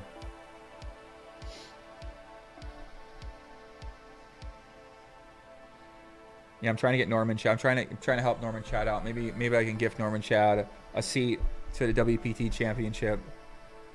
Try to help him out. Just token of my appreciation to him. But yeah, basically a lot of these e-checks. So check your account. If you guys register with an account, you know, you probably gotta take your account off. You might need to close your bank account in some situations. People at DraftKings are getting their money stolen. Wow, that's crazy. So, I mean, I don't really know what the way to protect yourself against this kind of stuff is, because you normally think that putting your money on one of these accounts is going to be safe on DraftKings, on WSB.com, on Party Poker site. So check your account to see if they debited anything out of it. I never put my information on any of these sites, so.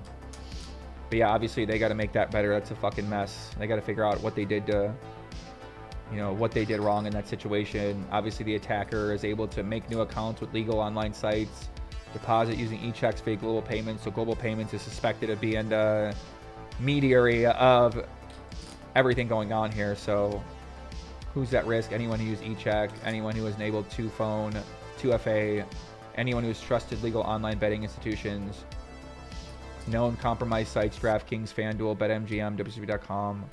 What can you do? Google how to lock your SIM card. Close down any associated accounts with e-checks. Nuke forever. Get new account number. Change the association email with the betting site and possibly nuke that email forever. What do you know? These compromises have been happening since October 12th. Any of us could be next. Existing accounts are being compromised and drained on DraftKings. Jesus Christ. The sites aren't protecting you. Act now. Ay, ay, ay, papi. This sounds severe. Which one of you guys did this out there?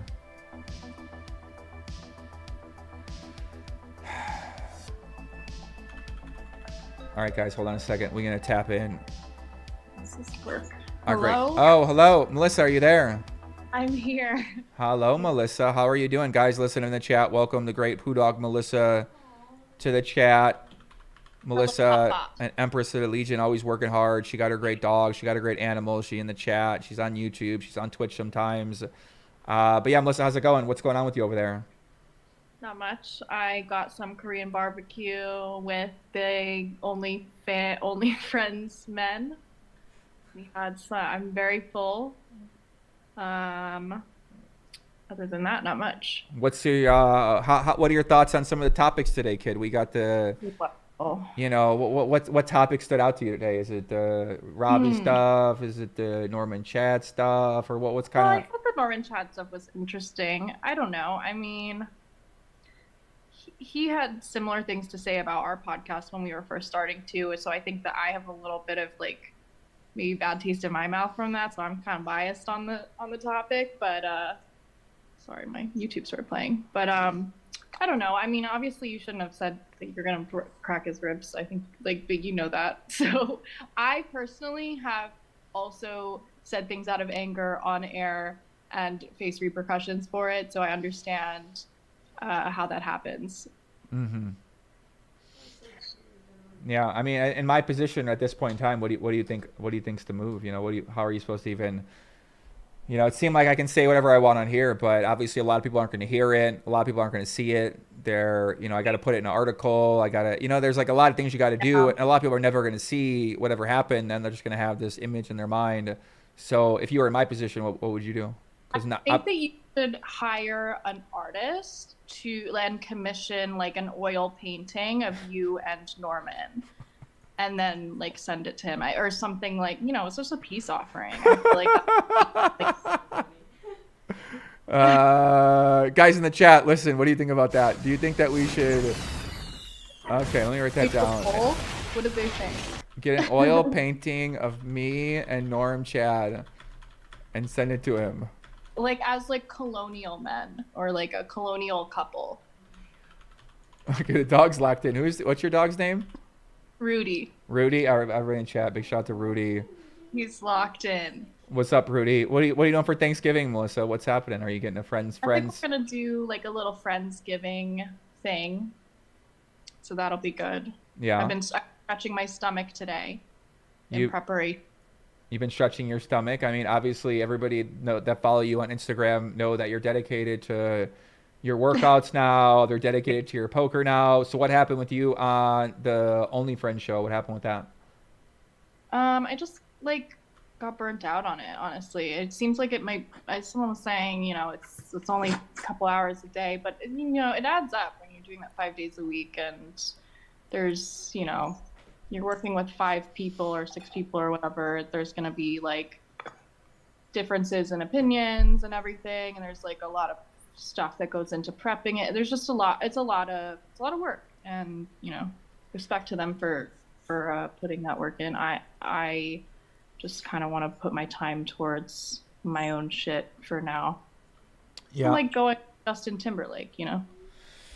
Go your own way. Yeah. I mean, obviously, you know, you're doing it 5 days a week. You got to be prepared on all the topics, and that take a lot of energy. I mean, I do, as me, someone who's done shows for so long, I tend to keep up with a lot of what's happening, which makes me aware of what's going on. So that's what makes you good at your job. And if the incentive isn't there also, you know, I don't know what the incentive is. Yeah. It's like draining being so locked in to like the poker drama community at all times. Right. Like, I kind of prefer to like not be that like centered in it and have to keep up with it so much, because I, like, to be honest, like, I could give less of a shit of commenting on a feud that a 56-year-old man has with someone else. Like, to me, that's not how I want to spend my days. Me either. Yeah. Yeah. So you basically had enough of dealing with the BS of the poker world and sort of that stuff, and you'd rather put your energy into more stuff related to what you want to talk about, or maybe you playing poker. Yeah, like, I like to make content and stuff, and like I do enjoy like creating stuff, and sort of like, you know, I like to talk and stuff. So I think I could see myself like doing something in the future, but probably not something that would be like 5 days a week. Like, it would be way more or less, maybe like 2 max. So right, yeah. I mean, there's like obviously a big push by a lot of people making content now. They're making it all the time. They're brand new. They got a lot of fire. but you don't need to necessarily make content every day to get people to watch your stuff. And I feel like with you, you're doing a lot of commentary, and I think a lot of people know you. They probably want to work with you as well too. So you have a lot of opportunity in the future to, if you just keep doing what you're doing and, you know, share your story, share your thoughts, share your ideas, and keep, you know, keep doing it in that arena. It seemed like you got a lot of fans. Obviously, most people in the comments tend to have good things to say about you. They're very nice. It's appreciated. But yeah, I mean, there's a lot of there's like a lot of opportunity out there. I'm kind of just gonna do what seems right. I do enjoy doing the commentary and stuff. It's fun and feels pretty fulfilling. So I like doing more like poker centered stuff. I think for me the straw on the camel's back was like reporting on Nick Bertucci so much. Like I just don't care. I just don't care. So yeah. Once it kind of got into there, right? Once it got into there with kind of, that's where I kind of checked out too. I'm like, they're talking, I'm like, oh my, I'm like, I don't really want to, you know, Nick Bertucci like, doing this, he doing that. I don't know what this guy's up to. Not trying to spend 12-hour days talking about what Nick Bertucci's up to. I really want to talk about the hand, help out Garrett, help out Hustler, help out Robbi. I feel like I did that. I'm dealing with all these attacks anyway. Nick Bertucci stuff comes up. I'm like, all right, let me kind of like, let me, all right, I can't spend all my life doing this stuff, man. You know, I felt the same exact way. You so step back for a second and you're like, holy shit, I'm like reporting, like, what am I doing thinking about this like 56-year-old man child all day and what he's up to? I can't, like, I just don't care. So who's 56? Nick Bertucci's 56? Yeah. Is he? I mean, the thing is, I like that guy. That's what I'm saying. Before I started that, like, he was a guy I was like, oh, I kind of like this guy, right? He's real nice, works hard, grinding hard. I don't really know much about him. And then that happened. I thought, you know, he came on the show. I thought he was being himself, but he got a lot of hatred for it. He got a lot of feedback. People didn't like it. He got upset. He's being Joe Rogan, trying to. What do you mean? Like the logo and the whole show and everything. It's I like mean, he just got a good. He got a good. That's his strategy. I don't think it's a bad idea. I see what you're saying, right? But that's it. What's wrong with trying to be Joe Rogan? I see what you're saying, but I kind of. Well, it's not original and it's not yourself. It's what's wrong with it. You're literally copying the guy's logo exactly. I mean, it's fine, but you're not being yourself. Is it really? It's like if you look at them side by side, they're exactly the same. Yeah. Max Payne invite gone now. But yeah, I want to get Nick back on here as well too. So I chatted with him the other day. Don't worry, that was gone before it was even like gonna be a thing. Like that was long gone a long time ago. So I was never getting on that show. Yeah, you never gone Max Payne. What do you got planned here for poker coming up here? Are you gonna be doing anything with WPT stuff, or what's your plan? Where can they see you? Where can they see me? Good question. Legion meetup game. Okay, Legion meetup game. Are you going to be at the meetup game on the 1st, the Phil Ivey game? I'll just sneak out. I'll show you guys. Let's see if he'll bite me. Don't bite me. Oh shit! You're kidding me. You're kidding me. Look at that snake. Ay ay ay. Shout out to the snake chat. Ay ay ay. Nigel. The snake, an official member of the Legion. Ay ay ay. I got the grab. Look, he's so locked in.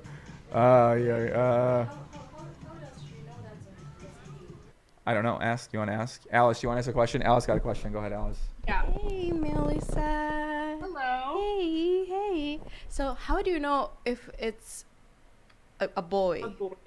So like when I got him, they sexed him. So like I think they just like spread open this part. Oh. I think they spread open like their butthole or something, and then like see if a penis pops out. Interesting. So where is that penis at? I mean, because like I can see it, right? I'm writing a Reddit article about this now. Oh, come on, man. Jesus. It's like near the tail. Like you can kind of see there's like a little hole. So it comes out when he see attractive women. Right. So like it'll come out, and then he will. Oh, he's climbing over my phone now. Like if he's laying next to a female. That's weird. Oh my god. The snake killed it. I put it in self-driving. So if he's laying next to a female, his little like penis thing will come out and like tickle her. That's how they mate. Wow. So and then they'll like lock it. They lock in with each other. Lock in. Okay.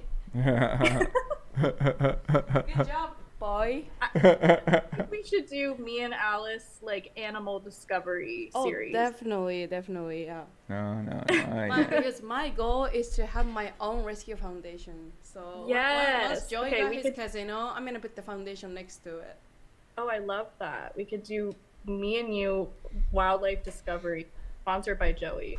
Yeah, I'm not gonna go snakes though. I'm gonna go probably like just like dogs, dolphins maybe, and birds. I hope he doesn't bite my face. That would be really embarrassing. Yeah, I hope your snake is not gonna eat any birds. Any birds? Yeah. No, he eats rats. Jesus Christ, what the hell's going on here? Aye. Look at this snake, you're kidding me. What is happening? What the hell was that? That was crazy. The snake came up to the camera and started hissing at it. Look at this. Oh no, lock in. Hey, come on. Hey. I mean, he seems like he's a good kisser. Hey, come on. Get out of here. We gotta fire some missiles at this guy. Whoa, no, don't come back. No. Stop it. I'm not gonna, no, I'm not crying. Anybody, no. His face is really cute. Yeah, isn't it? He's got a cute little head. Oh my gosh. Don't do it. No. Oh. Kissing his mom. That's a common thing. Nice. Alice gets it. Alice gets it. Okay, I understand. The dog, the cat, the dog, the snake. All right, Melissa, what's got you excited right now? What's got you fired about poker? Anything exciting to you? Anything got your mind? Anything got your attention? Anybody you're paying attention to? I think the WPT thing is really exciting. I don't think I'll be playing, but I want to buy a bunch of action and people I know who like MTTs. I just don't. So I'd rather just have a bunch of pieces all over the place and hope someone wins. But I'm very excited. I think it'll be fun. A lot of people will be in town.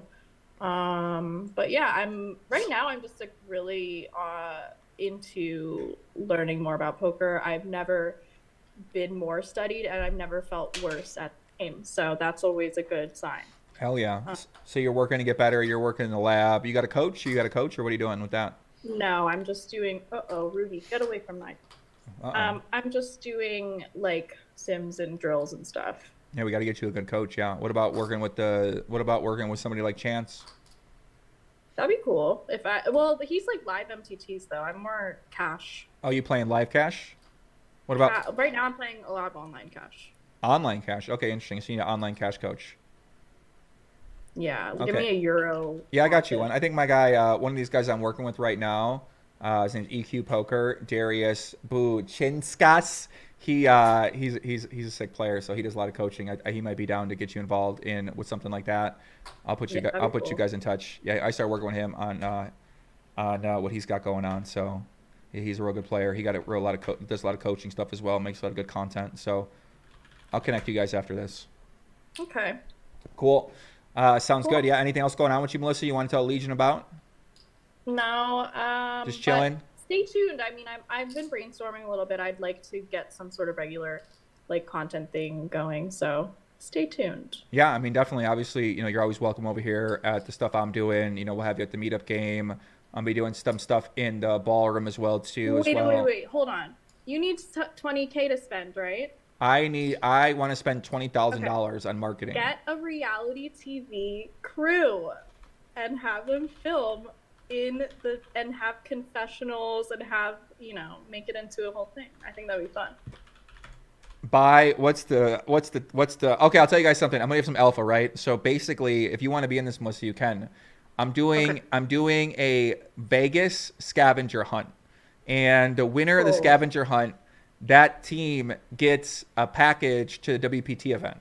So that's fun. Right. So basically, obviously, now people know it's going to be limited in the numbers. So if you're out there and you want to get involved in that, hit me up on IG at PoppyGTO or on Twitter at my name, and I'll try to get you in touch with that. But yeah, so kind of some stuff like that. I'm trying to do some more fun stuff like that. So one thing I was thinking about for the 20K was hiring a Legion, an army dressed up in Legion gear to march in front of the Wynn. Ooh. And take over the strip, and then I mean, they probably can't do that, right? But they can march the street. You should have them like recruit people off the street To be in the Legion? and you should also have them like be strippers, so they're like dressed as army guys, but then like they turn into strippers, and it's like a big flash mob, like strip tease with like the banana hammocks. You got like the ripped abs. You spray them with some oil. You know what I mean? Let's fucking go. Yeah. What do you think, Reddit? I mean, I feel like Reddit would have an issue with that. If I put that on, I feel like Reddit would What does, excuse me, Reddit, what do you have against some nice oily men? I mean, I don't understand.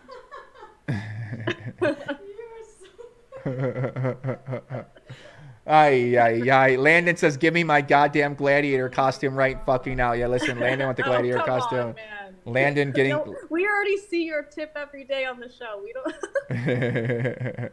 Yeah, shout out to Landon. Okay, so we're brainstorming ideas. We got to spend $20,000 on marketing during December in Vegas. Anybody got ideas? Let me know. Anybody want to get involved? Let me know.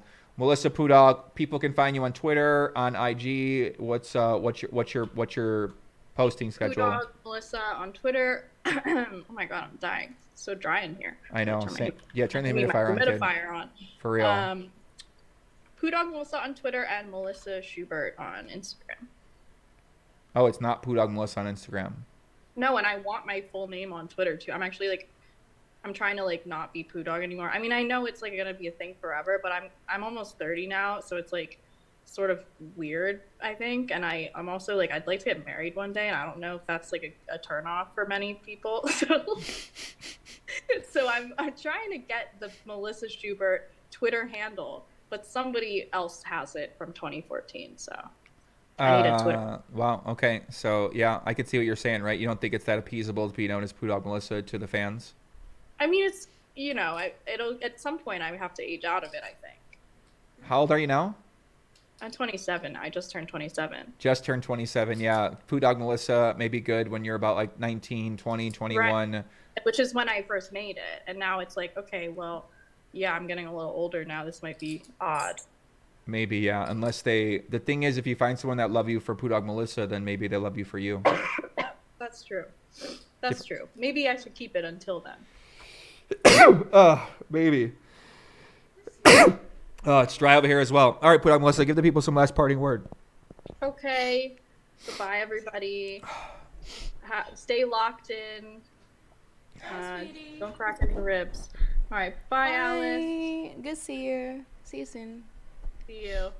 All right, big shout out to Pudog Melissa, guys, checking in here, tapping in, lock it in with us as well. Empress of the Legion, working hard. Make sure you guys follow her on Twitter. Give her guys a big shout out. We always got a lot of love for her as well in the chat.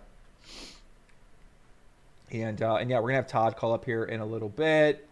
But yeah, I kind of want to go to some poker Twitter stuff. Like I said, Eric Person, he been one guy really standing out to me lately. He's been posting a lot of these clips of his interview stuff. In my heart, the violence does solve things. Yeah, I'm going to be honest. So he said he believes in his heart that violence solves things. So he would probably be in favor of me related when I talk about Norman Chad. He'd probably be a fan of those comments then. And most people are not a fan of violence. They are not fans of those sort of joking comments. Believe in my heart that violence does solve things.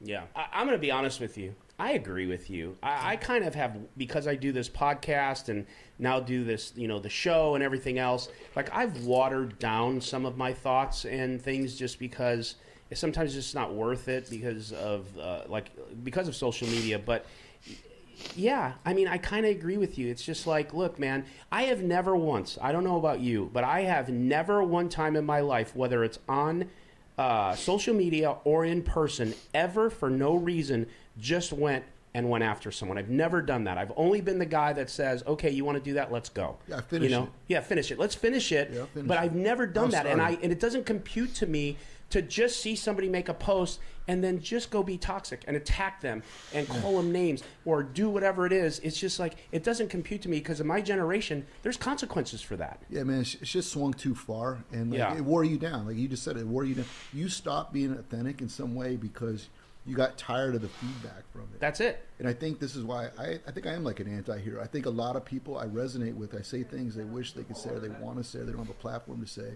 Like I'm here to fight, and that could be about business, that could be about life, that could be about poker. Yeah. But I'm just pure, man, and I'm Yeah. not gonna fucking change what I say because No, I respect that. some bitch is gonna fucking make a comment. No, I respect that. I respect that. Because that's Where's that Ebony? Ebony might make the thread about him now. Using bitch in a derogatory way. some bitch is gonna fucking make a comment. No, I respect that.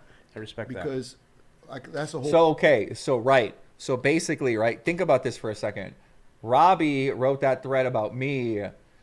You could easily write a thread about this, like, oh my god, these guys are calling for violence. Like, oh my god, Joey just called for violence. Now these guys are calling for violence. What's up with these violent guys? Like, oh my god.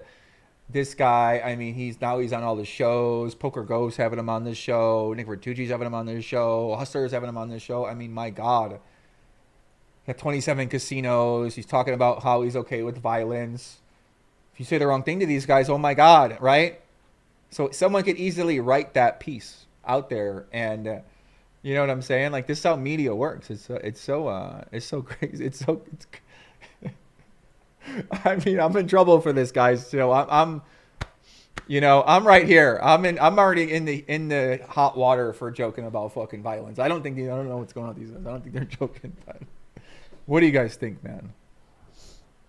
To me, to just see somebody make a post and then just go be toxic and attack them and call them names or do whatever it is, it's just like, it doesn't compute to me, because in my generation, there's consequences for that. Yeah, man, it's just swung too far, and like, it wore you down. Like you just said, it wore you down. That's how I was saying, it wore me down. That's how I felt.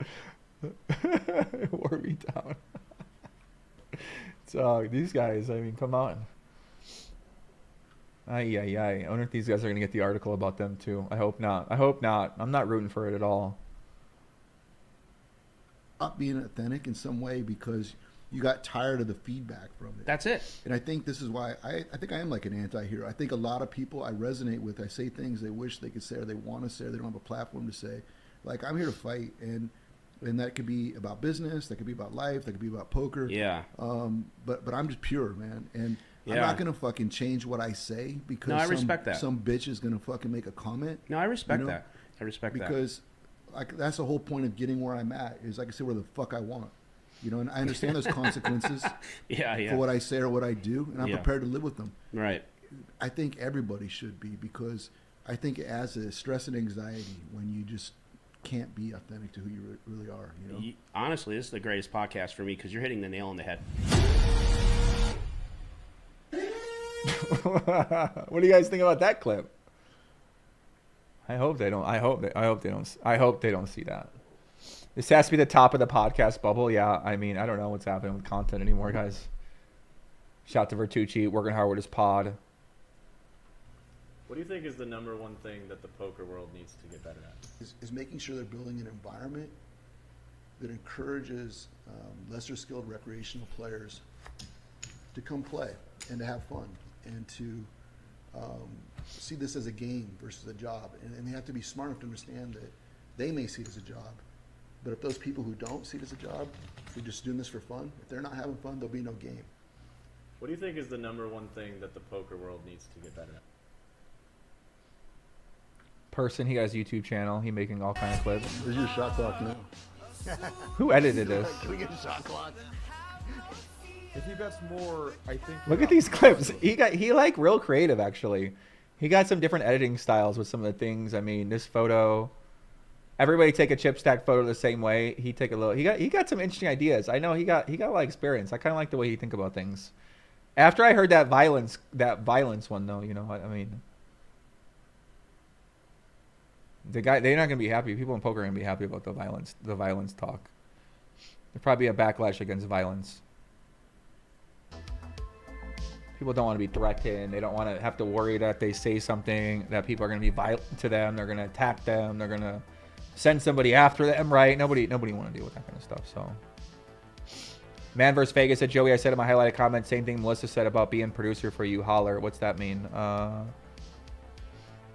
What did Melissa say? But yeah, guys, big shout if you're here watching on YouTube. You're watching on Twitch. We're a few hours in right now, 2 hours in. Big shout out to you guys. You guys are showing a lot of love to at least me on this side of things. So even though tomorrow Thanksgiving, And, you know, happy Thanksgiving, everybody out there. But yeah, once again, man, big shout out to Eric Person. You know, like I said, he's making a lot of content. You know, I got to agree with everything he's got to say about things, but he's out there trying. He's out there working hard. He's playing high stakes. He's trying some new things, trying some new ideas. So we're going to see what he does. We're going to stay up to date what Eric Person is up to. My guy, Patrick Howard, I don't know if he gets a lot of hate or not, Morbius Poker, but he posted a really interesting thread earlier this week. And, food smells so good. How does Eric Person have the time to make these videos and still manage 27 casinos? Because he hires somebody to go through his clips. He pays them $3K or $2K or $1K or $5K or whatever. And then the guy makes the clips and Eric posts them on his account. Eric probably doesn't do much. But yeah, Patrick, this is actually a really good thread. He said, stuck on what bet size to use in no limit cash games. Here are all the bet sizes I suggest you use in the flop and turn. Use a strategy if you want to get to the river simply with a balanced range. So basically, if you guys watch my Twitch streams, you know I'm studying a lot of Hold'em.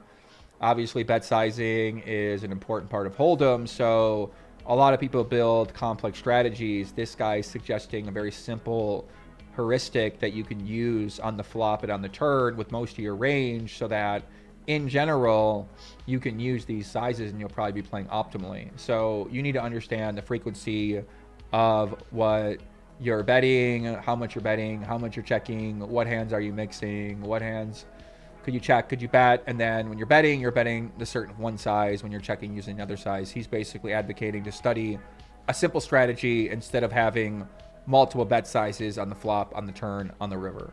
So that's what this is alluding to. So he said bet sizing is usually overcomplicated in poker training videos and by GTO trainers. The truth is you can get away with one size in most flop turn spots. I try to use only one bet size as much as possible. I never use more than two. So a very simple way of thinking about poker. Most people don't think about it like that. They're always debating, you know, what they're going to bet. Crotch ripper. See you, Crotch. Later, Mr. Crotch. So yeah, he's basically saying, right, you can use a very simple strategy. For me, as I'm studying Hold'em every day, this is very interesting to me because that's obviously something you figure out.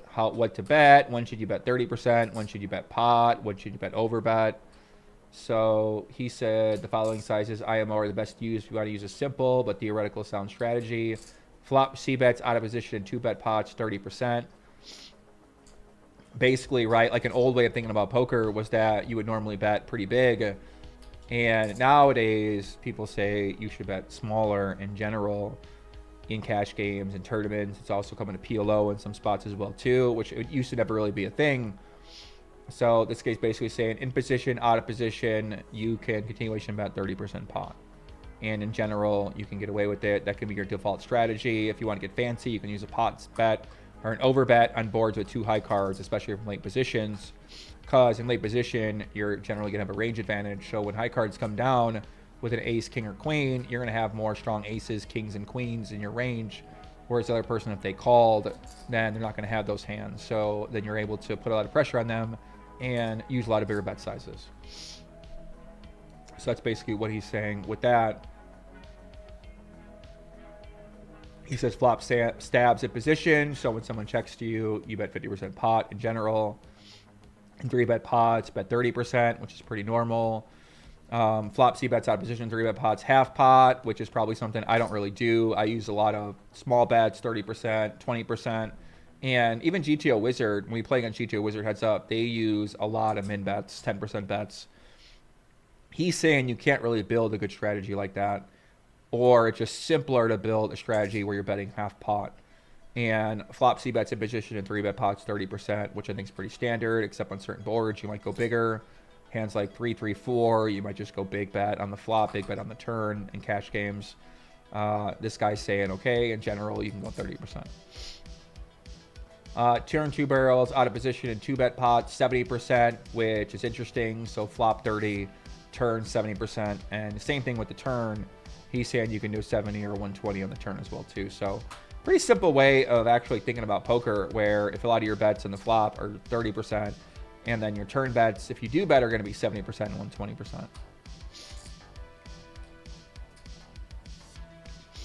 He said turn 2 barrels out of position in 3-bet pots 50%. Makes sense. So he's saying go 50-50 and flop it on turn.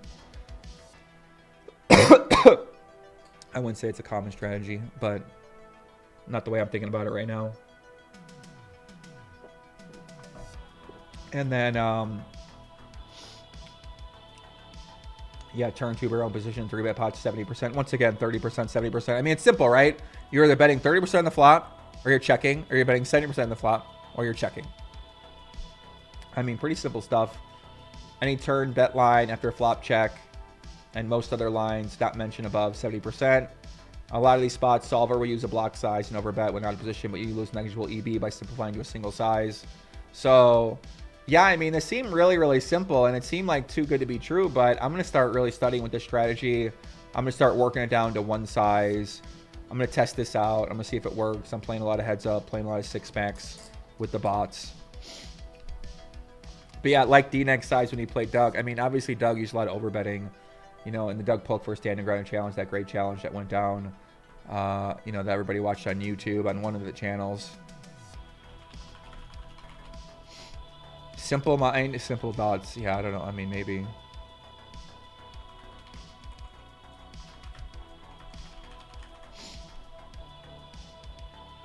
Yeah, you guys remember the epic challenge? Sit back, enjoy this right now as we begin the match.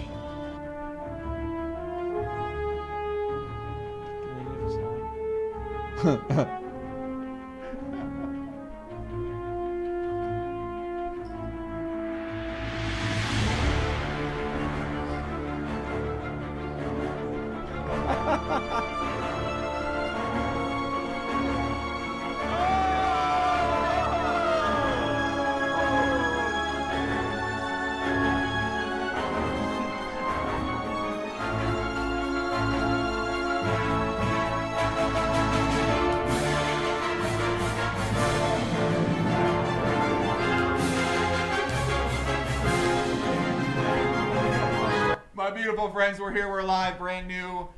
Polk, heads up for souls, GTOs. Look how healthy I look there. We're here, GTO headquarters. Oh my god, this challenge is iconic, bro. 2 tabling. The man, the myth, the future poker legend himself. 200, 400. Nasty Nate from Cincinnati in the chat. Shout out to Nasty Nate. What's that, food? Cooking? That food? That smells good. But yeah, you guys all remember the great challenge they did. Everybody loved it. Everybody was fired up. Everybody was locked in. Aye, better days, mamacita, better days. All right, let's get Todd Watellis here on the phone. I also want to check out, once again, my guy, EQ Poker as well, too. Darius, appreciate you guys supporting him. I started working with him as well. He'll be on a podcast coming up. He's a very successful higher stakes player, does a lot of coaching as well, too. Plays cash, plays tournaments, plays all sorts of games. He's been making a lot of good tweets lately, talking about poker stables. Talked about shot taking. He said, shot taking is an art that you can help break you into new limits. Here's my process. Go to a rave, buy a round of shots, chill the fuck out for a second, dance till I'm tired, sleep in, enjoy the benefits of a mental reset and renewed disinhibition. Play higher stakes, YOLO. Yeah, I'm trying that out now, guys, with what I'm doing right now. So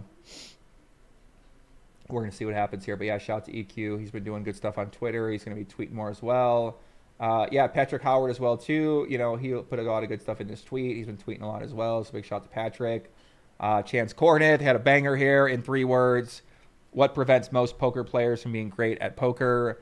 He got 1,400 comments on here. I mean, that's pretty crazy. I said lack of support. That got pretty well. I think that's true, right? A lot of times your girlfriend, your husband, your wife, your family, your brother, your sister, your kids, they don't really support your gambling. They don't support your poker. They don't think it's a real thing. I think it's degenerate. And you know what? Maybe they're right sometimes. But I think that lack of support is something that holds a lot of people back, especially when they're going through bad times. They're upset. If they vent to their girl, if they vent to their wife, they vent to their husband, then everyone, you know, might say, why don't you stop doing this thing that just causes you unhappiness? As a die with 0 flame flies up, I shot to Bill Perkins. So new info, guys. We already kind of covered a lot of new info in terms of Robbi versus Garrett. Really isn't much.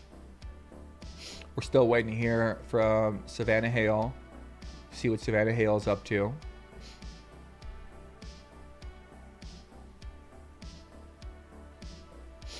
And stay tuned, guys. I mean, you know, it's a long road, so.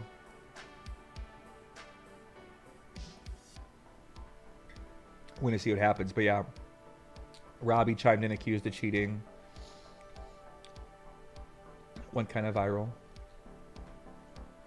Robbi. Ay. Playing Pocket Jacks. Timex Mike McDonald chimed in. Let's get Todd Wattellis in here. Hold on a second, guys. I want to get Todd in here.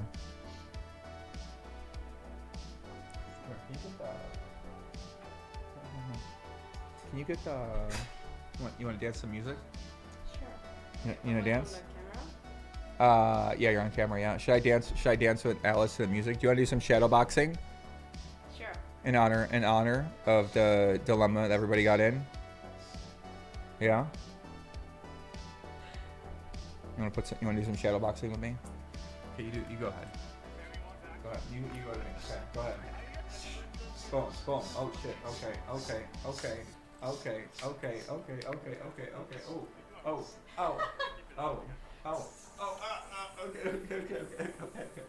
Take it easy. Don't crack me. Come on. All right, my turn. Hold on. Yeah, he's actually really good. He's a fast one. Huh? You should show the fast one. I'm doing. No. Don't break my. Don't hurt me. Don't hurt me. Okay. Don't hurt me. Take it easy. Take it easy.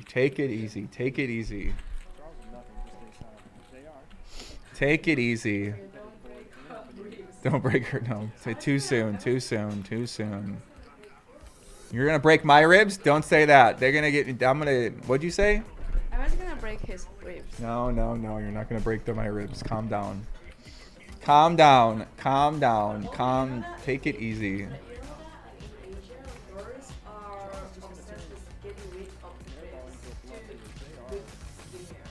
Girls want to get rid of their ribs to look skinnier. Yeah, that's kind of common. Okay. Who's that, guys? That's Alice. Alice GTO. Alice Mermaid. So it looks like Adam22 got in a fight. Should we check it out, guys? What do you guys think? Our guy Adam22 just released his first poker vlog. Well, Adam22, everybody love him. Some love him, some hate him. Should we watch his fight? It got 1.1 million views, so I'm assuming that's pretty good already. What do you guys think? Yeah, we need to get Todd in here, and then we can eat some food if you want. Want to go out? Yeah, let's go out. Guys remove their ribs to suck their own. Okay, maybe we can go out there. Yeah. Okay. Sound good. Whatever you want. Veronica Brill in the chat. What's up, Veronica? Let's get Veronica in here. Veronica recently left Nick Bertucci podcast. I thought that's a pretty good gig. I think that show actually gonna be pretty big for Nick. He got a lot of vision. As long as he can stay out of trouble.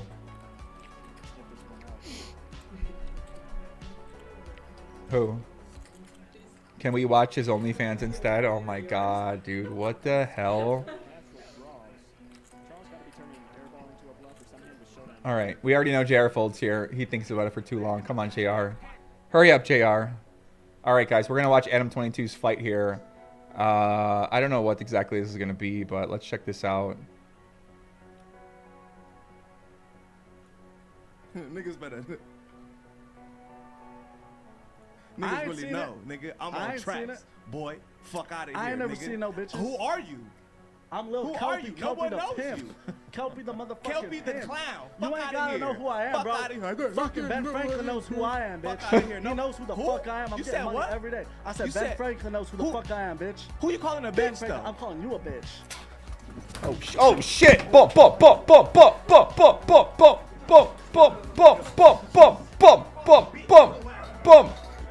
Bro, what the fuck? You're kidding me. Boom!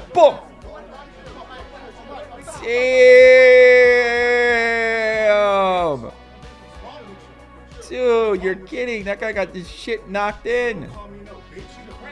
Poor guy. Oh my god.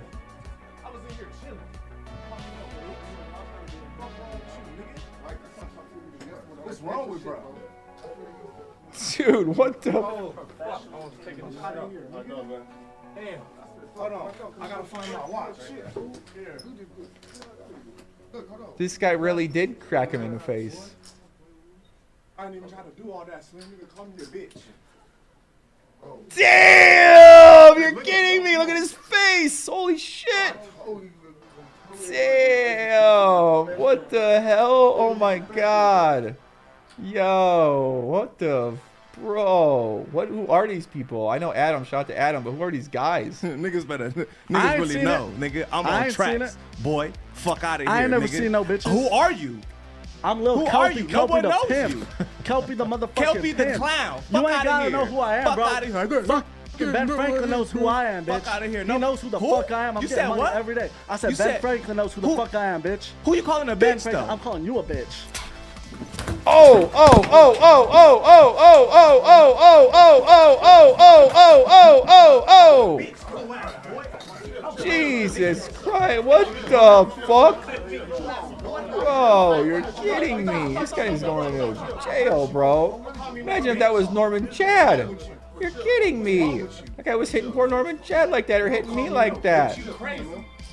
Jesus Christ. I was in here chilling. That's why they're making articles about the hitting in the rib. They don't want this to happen. Jesus Christ. Oh my God. This guy spit on him, right? He takes out the headphones. This guy's surprised. Adam22 shocked right now. Oh my God. Bro. Hits him in the face. Oh my God, dude. That's crazy. Jesus Christ. Bitch. Boom. Damn. Okay. I see why we don't want violent things in poker. I agree with you guys. I agree with the articles. I agree. Jesus, dude, this guy got to put his hands up. What do you even do when you're this guy's spot? Oh my God. Poor guy, bro. Fuck. Yeah, no violence, guys. Come on, take it easy.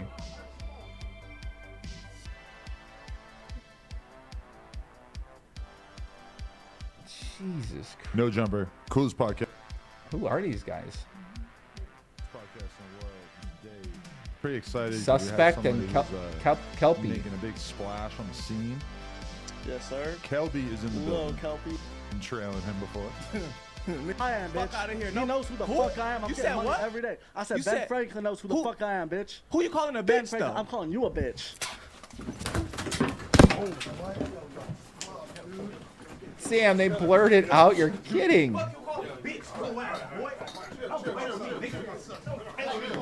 Comments are like nuts.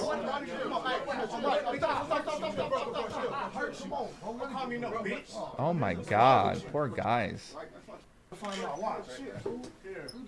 Did you guys see that guy's poor guy's face? You're kidding. I didn't even try to do all that, Slim. Nigga, call me a bitch. Who is a bitch? Stop it. Look at you. Come on. Damn, bro, that's crazy. Oh my God. He knows who the fuck I am. I'm getting money every day. I All said right, let Ben me see. Franklin Let me knows see. who Let the me lock the fuck in here real quick, Who you guys. calling a Ben bitch, Franklin, though? I'm calling you a bitch. So he spit in his face. He spit in the face. That's obviously fighting words. This guy got to be ready. I mean, you got to like get the hands up here. He got to be locked in. He got to put the arms up. He got to be ready to go. This guy stood up at you. You got to start to defend yourself right about here. You got to get out of this situation. You got to get him off you. You got to make an aggressive move. You got to use that lower body, spring up out of there. And once you get in this spot, I mean, now you're clocked. Now you're fucking clocked. Adam's shocked. He doesn't know what the fuck's going on right now. Look at this guy's fucking face. Shout to Adam. Look at this guy's face, bro. You're kidding me. Dude, can you imagine the article if this happened in poker? You're kidding me.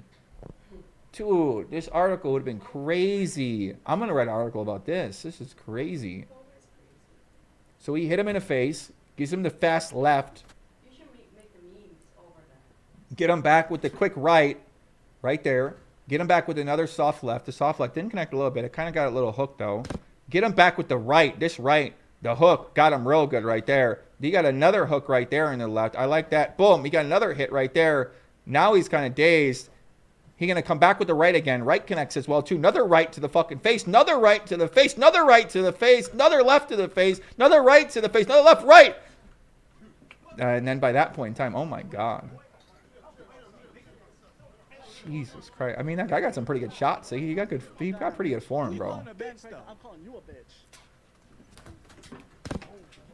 Damn, bro. That's crazy. Yeah. Okay, let's not watch that anymore. Oh, my God. Dude has higher ground. I know. He got... What do you guys think about that? Oh, my God. What would you do? Yeah, a lot of cheap shots. Yeah, I mean, at that point in time, do you really need to keep hitting this guy 20 times? I don't think so. Under no circumstances, I think I would ever hit this guy 20 times. I mean, I don't know. But that's just uncalled for. Come on, guys. Yeah. Yeah, these guys got to get in a boxing ring or something like that. Yeah, that dude is definitely catching a charge. I know. What do you guys think about that? I mean, it's pretty... You know, during an interview, I don't know. I mean, I would never be hitting a guy that seems really unacceptable, but... Other people don't necessarily see it that same way. You think it was justified? I don't think this guy getting hit 20 times is justified at all.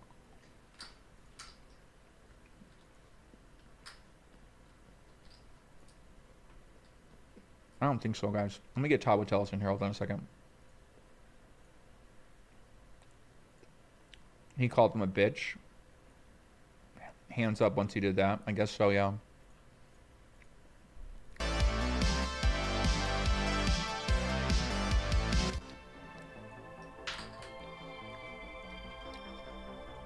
It's so weird that, like, the earlier part of the show was about this same topic.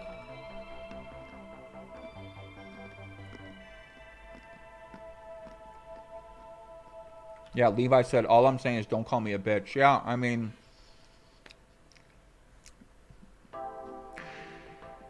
I don't know what would Reddit say. I don't know. I feel like Reddit wouldn't be happy about that one.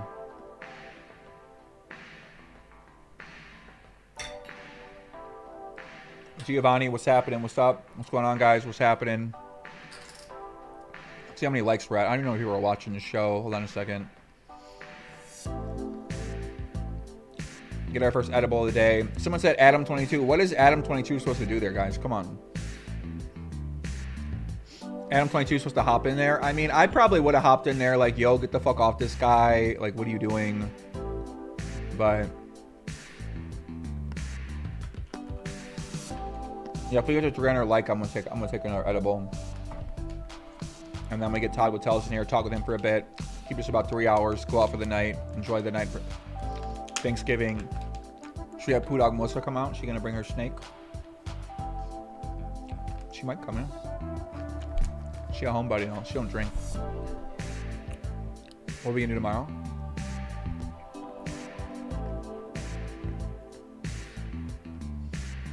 Yeah, she had 22. It broke it up. Yeah, I mean, if somebody's fighting on your show, you know, obviously you're not used to that, so I'm not going to judge him that harshly for...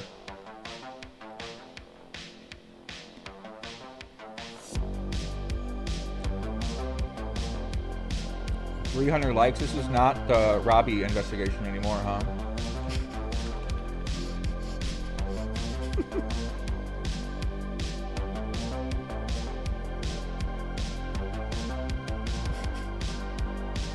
He got hit harder than Barry Bonds' home run. Jeez.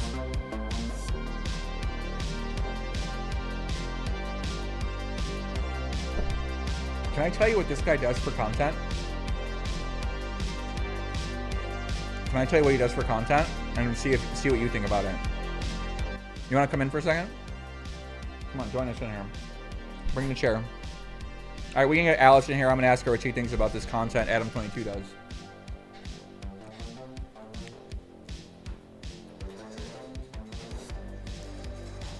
What are you investigating? We're investigating everything, guys. The topics are going to be on the side right now. Here's our topics we're investigating right now, guys.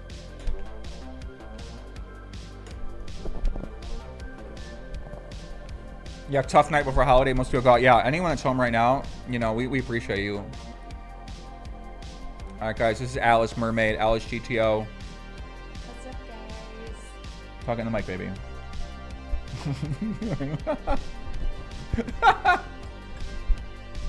I'm a female Joey-Ingram.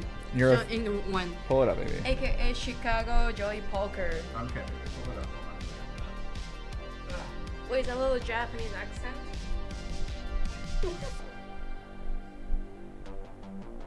You gotta help. You gotta do that part. Okay. Okay. Okay. So, what's your opinion on what you've seen so far today on the show? You have a great friend. Who do you like? I mean, I love Melissa, so I mean, why not, right? Because girls gotta support girls. So you love Melissa? Uh huh.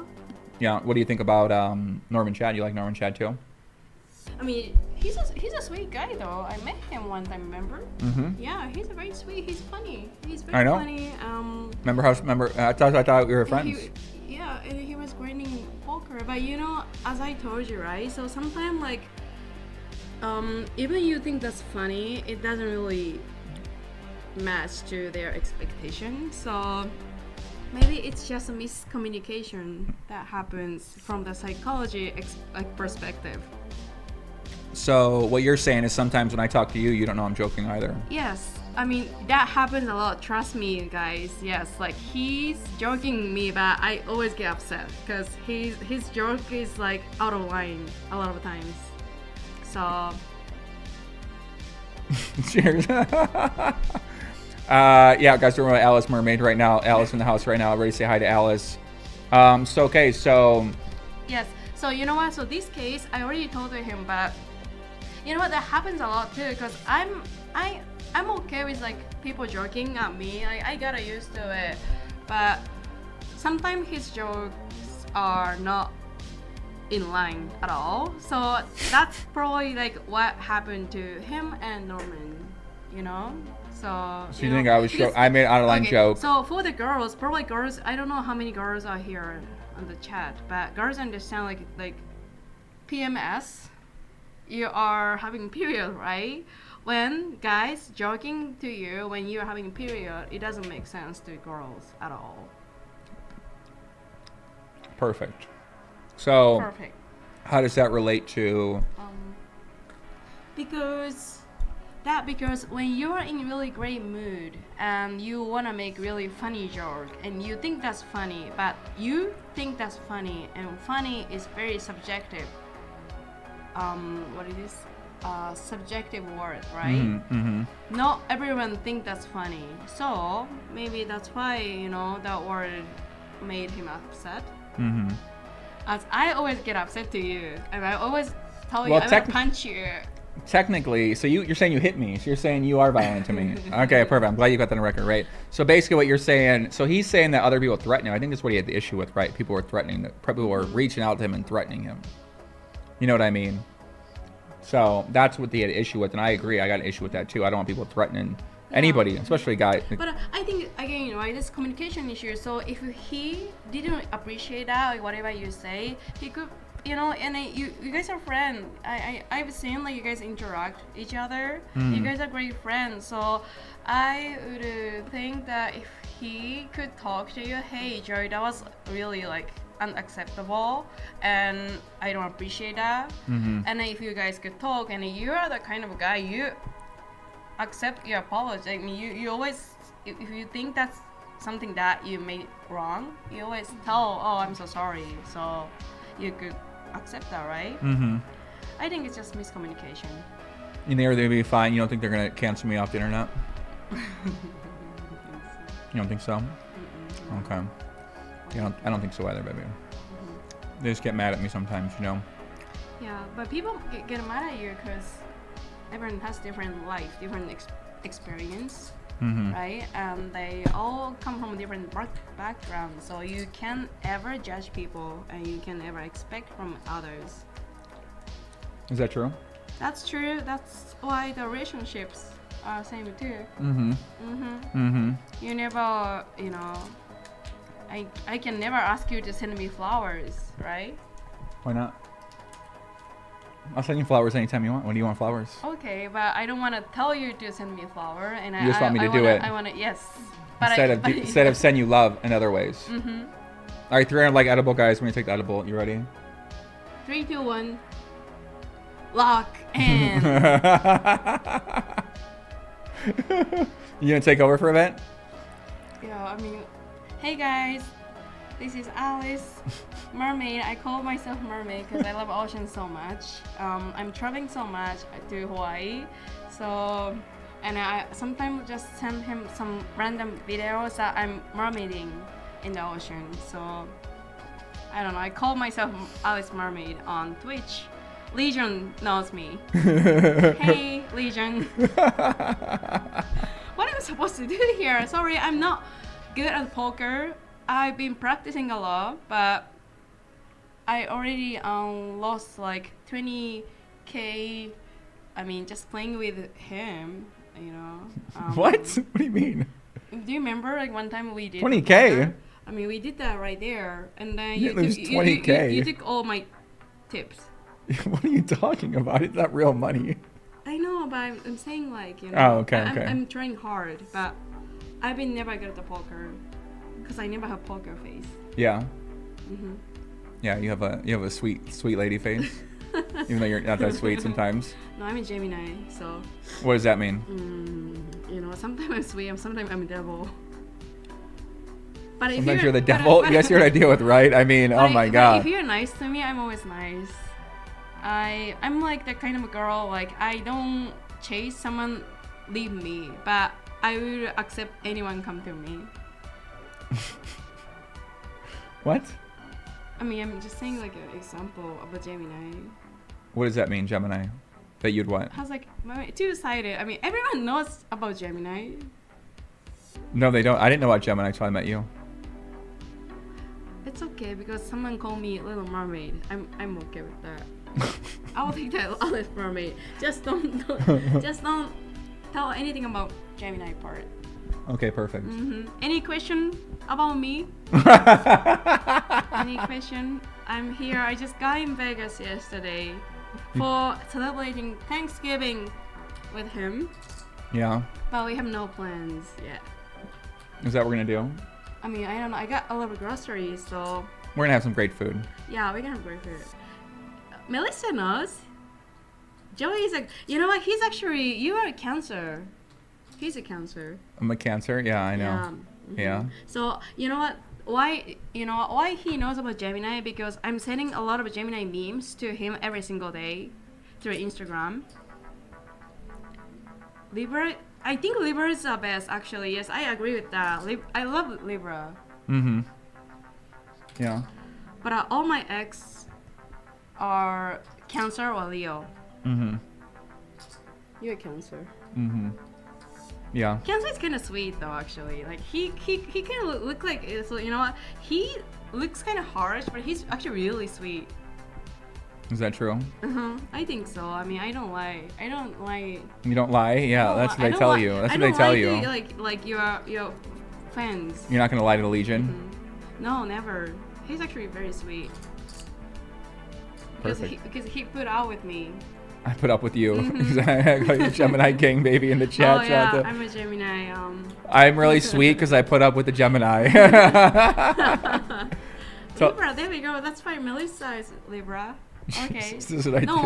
wonder, like, you know, and then Gemini has a great intuition. Is that true? So when they think, oh, we can be friends, that we are friends. What's your intuition about the chat? You know what? Don't be mean to me, guys. Okay, I'm very delicate. I mean, Cancer here. There we go. There's so many Cancers. Cancer. Puppy is the Cancer of what? Cheaters. Is that true? No, he's the censor of sensing. Oh, censor. I thought Cancer. My eyes. Sensing. Air signs. Okay, everybody loving it. Yeah, they're very loving. They all love the kid. That's a part like everyone like about this. What's it called? They ain't got you on Reddit yet. That's why. Yeah. Once Reddit meets July you. July 5th is same Cancer. Right. No, Leo. No, Cancer. Wait. Cancer. All right, baby, let's lock in. Okay, come on. Let's lock in. No astrology. I just want to get your opinion on things. So, what do you think about the investigation today, kid? So I live in LA, and then from the investigation, so he's been saying about LA people so much. I agree with that because I came to LA for DJ, so I came here to be entertainment industry. So I've seen a lot of people, you know, hustling in LA, try to be famous and try to just be the best of the best. And I get his point about LA people are out of line. I think so, but what am I supposed to say? I don't wanna like anyone to write about you in media. So I'm actually May 28th. I'm the same. Yay! We're the birthday twins. That's funny because I saw it. You just start your own Twitch stream, huh? Yeah. Alice the Gemini just talking to people. You should do TikTok. No, because look at this. May 28th. You know, we are the. Everyone like the topic. I think we should do that. Maybe Melissa, let's do it. Talking about maybe. No, come on, stop it, please. Signs. Come on. No, Okay. come on. People like that though. No, they don't. I mean, some people like it. Yeah. We're gonna do an astrology conversation in December. Yeah. Okay. Sounds good. Sound good? But a investigation. I don't know. So one thing is because I'm not from poker.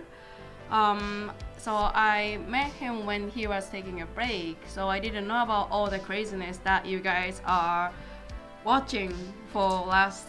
I don't know how long do those guys are watching about these dramas in this world. I don't know, but this world is crazy. I don't know. Just be honest. Just be yourself and respect others.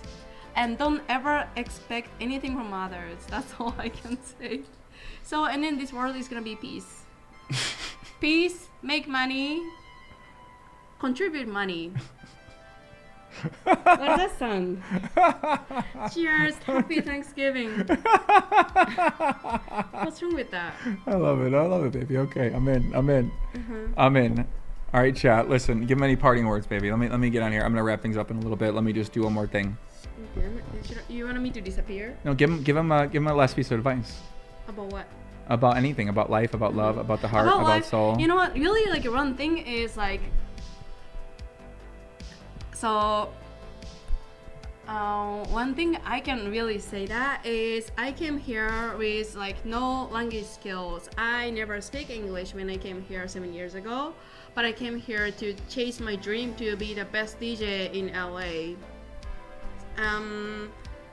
Then you know, your standard is never be other standard. So never expect anything and then never like blame others. And if you care about others, just do your business. Live your life and find whatever make you happy and be nice to others. I think I'm super cool right now. Am I? What does that mean? It means you're locked in? Locked in, guys. You know, I'm so happy because think about it, 4 days off. Right? From tomorrow. 4 days off from work? Fuck yeah.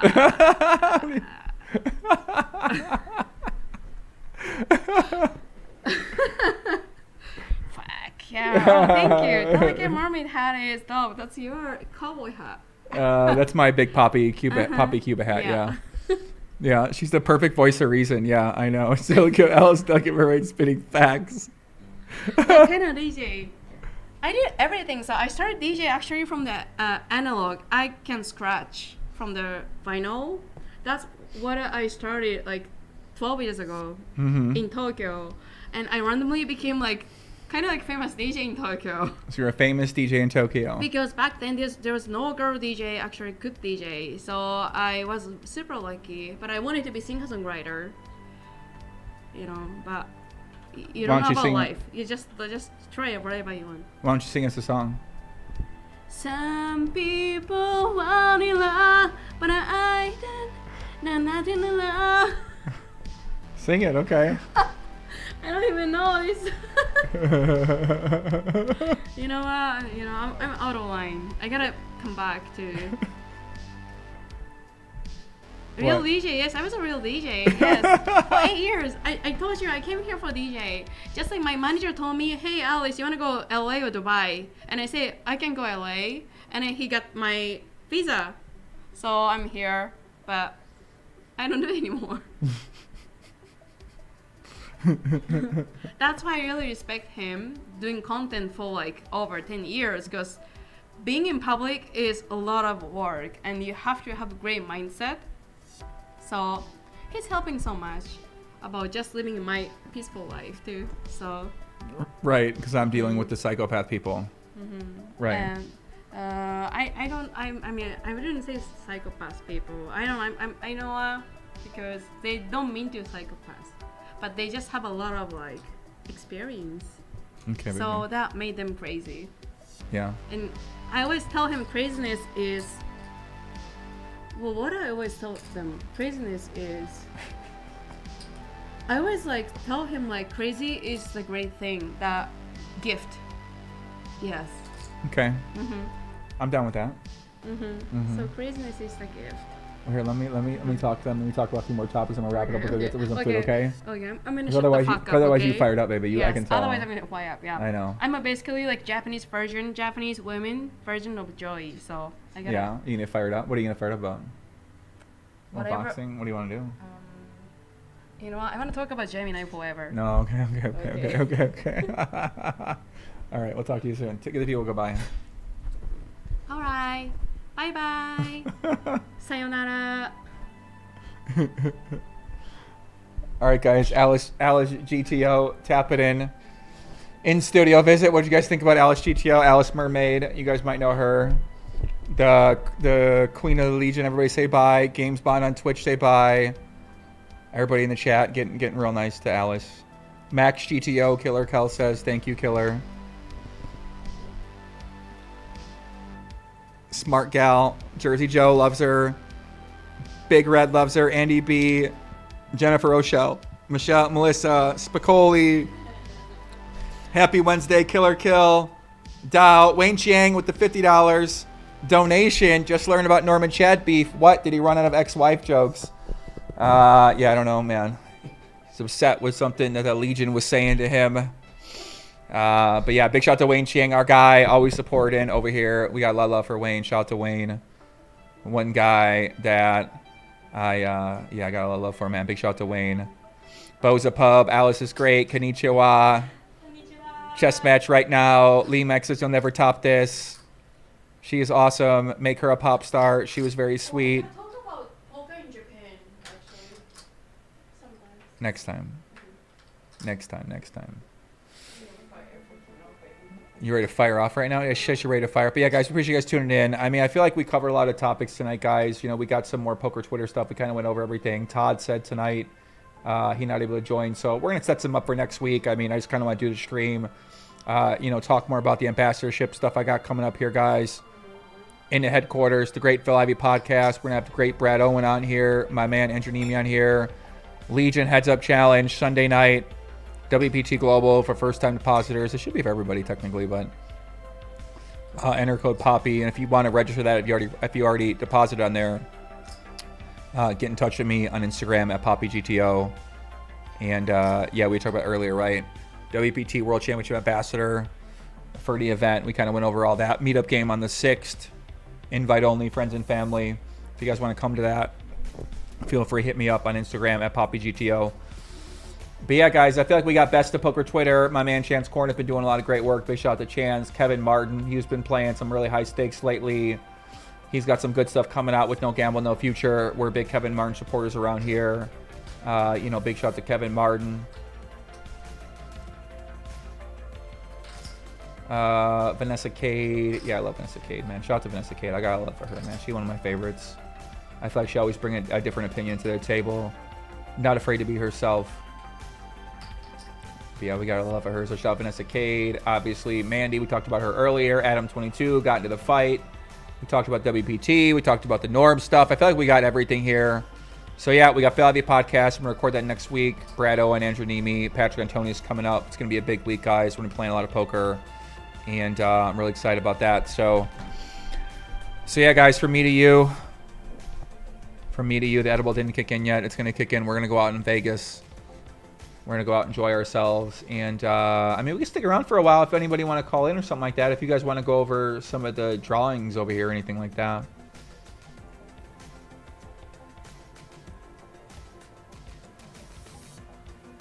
What is JR up to? I don't know if JR's still out there. We'd love to get him call up, of course, hear what he's doing as well. He probably celebrating Christmas with his family. But yeah, I kind of want to take Alice out. You know, she came here for Thanksgiving, so I'm going to take her out around town. I know the Legion want to hang out all night, though, so. Huh? You want to go out? Okay. Whoever want to join us, we invite the Legion out. Yeah, if any of you guys want to come out, let me know.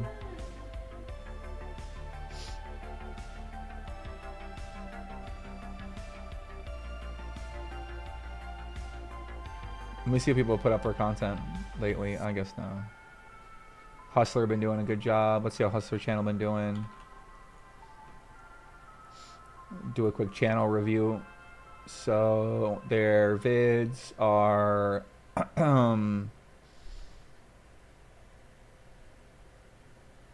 yeah, I feel like Hustler got so much potential. I mean, they got so much potential for everything. So a lot of their videos are doing pretty well. They're putting up a lot of content.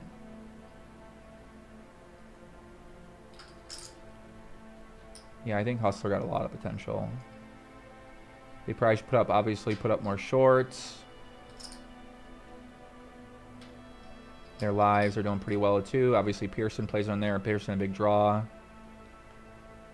They need Garrett bad as well. Let's see how everybody else doing. Brad, we're gonna have Brad on the show. Let's see how Brad's doing on his channel.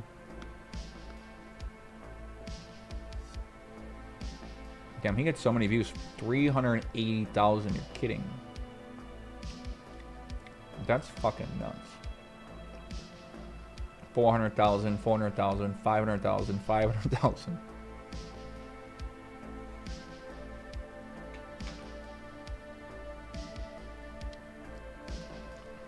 Where am I going? I'm just going to go out on the town, go get some dinner. Just go walk around a little bit. May walk through the Wynn where we got the event coming up here.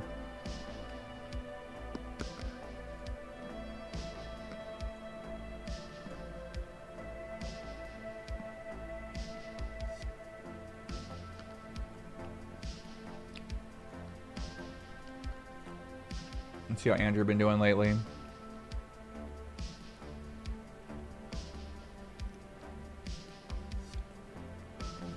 Andrew's vlogs doing pretty well. Who else is making a lot of vlogs?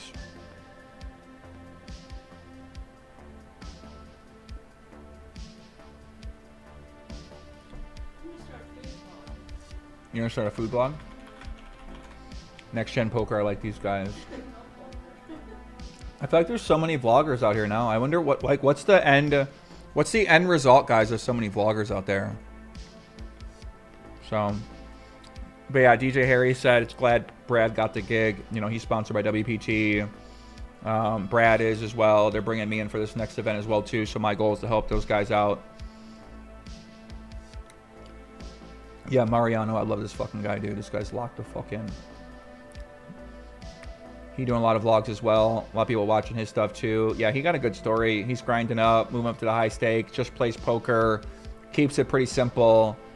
I used to do that during the early part of my career, but eventually when you do content for a long time, you sometimes go away from the poker.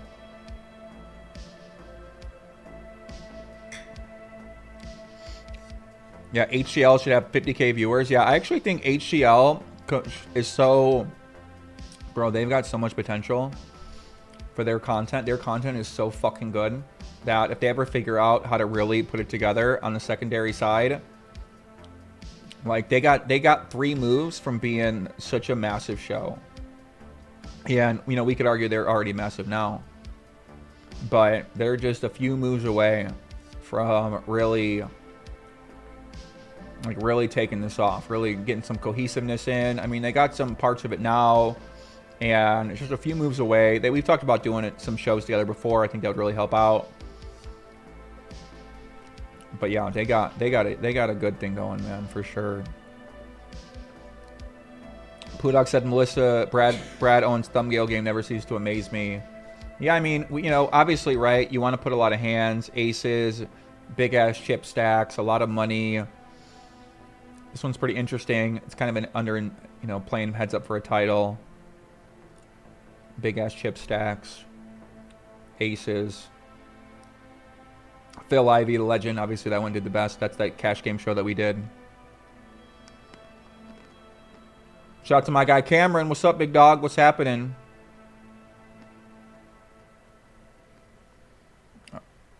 How much do I charge to give guidance on how to edit and put out content? It really depends on what your budget is, but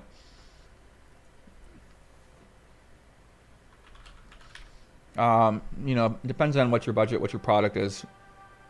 If you got a big product, then I can add a lot of value to your company. So I might charge you more, but for someone, I don't know. It depends on what you're doing.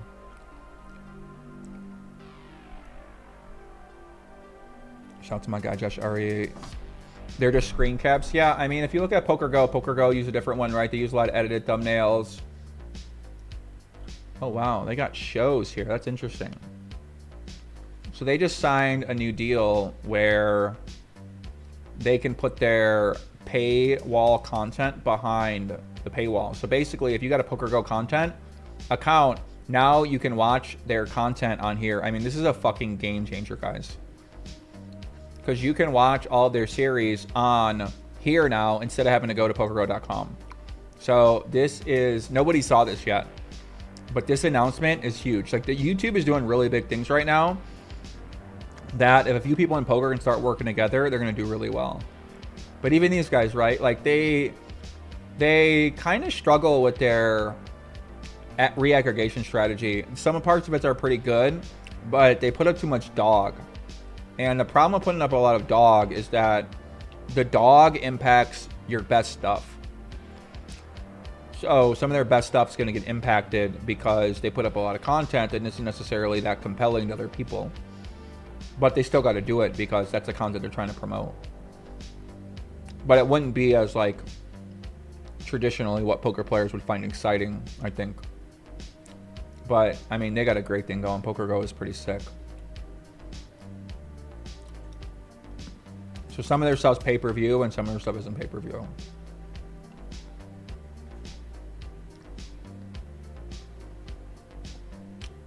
No, for their content, what I'm saying, right, is like some of your content is going to get 20K views, right? If you look at that from a view, you'd be like, oh, that didn't do well. Like, that sucked. But it's necessary to put up there to promote the content you want to promote, right? Like, this video got 18,000 views because it isn't that interesting of a hand. A guy shoved in with Jack High. It's not that interesting. So unless you're really locked in on it, you're not going to like that moment. So it's not going to do that well. Versus Daniel Granu hits quads, gets 385,000 views. That's a fucking banger, right? 18K versus 385K, dog versus banger. So it's not necessarily the content's bad. It's not necessarily that the people aren't popular. It's just for whatever reason, the combination of everything, the event, the hand, stuff like that. So, but sometimes your dogs can impact your bangers if you mix them all together. Depends on what your strategy is. But PokerGo basically got great content. They got high stakes poker. They got World Series of Poker. They're trying to build No Gambler No Future. They're trying to build Poker Masters. They're trying to build the PokerGo Tour. So they got a lot of potential, man. I would love to invest in PokerGo. Fuck, man. Actually, I probably could, but I just never really thought about it like that. I mean, think about it. If we own this hand, I'd play this hand every day. Like, this hand's so sick, the Gus Hansen. The problem with shorts is they look so shitty to me. Like, what do you guys think about this? Where the short, I mean, the short is just like, this is nothing like the hand. It's really, you don't really even capture the essence of a great hand here. But that's kind of the meta now. Obviously, this hand is like literally one of the most iconic hands of all time. This hand, one of the most iconic hands of all time. Aces versus Kings, Barry Greenstein. You know, all those classic hands are always going to do well. Umberto Brenes, the Shark, a true legend, JRB, Sean Chacon. We all fucking love this guy, Sean Chacon. This guy was out of line. Him and Mike Matusow. But yeah, there's something about these short format that's just not, like, I think you need to shoot your short content in a short format for it to look good. But if you're just taking old content and you're kind of zooming in like this, then it kind of just doesn't look that good as it could. But obviously people are still watching it. So, you know, maybe I'm just used to the old format. And this one's better. But yeah, Sean Chacon, dude. We all love Sean Chacon, man. Shout out to Sean Chacon. Actually, I don't know anything about that guy. I only know him from TV, and I thought he was fucking funny.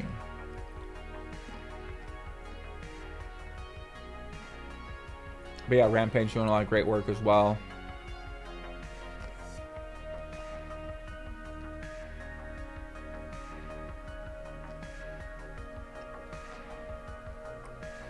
Yeah, his stuff does really well too.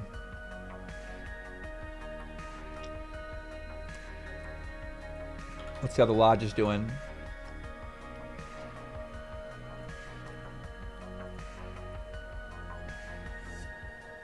The Lodge is doing hands. They got live.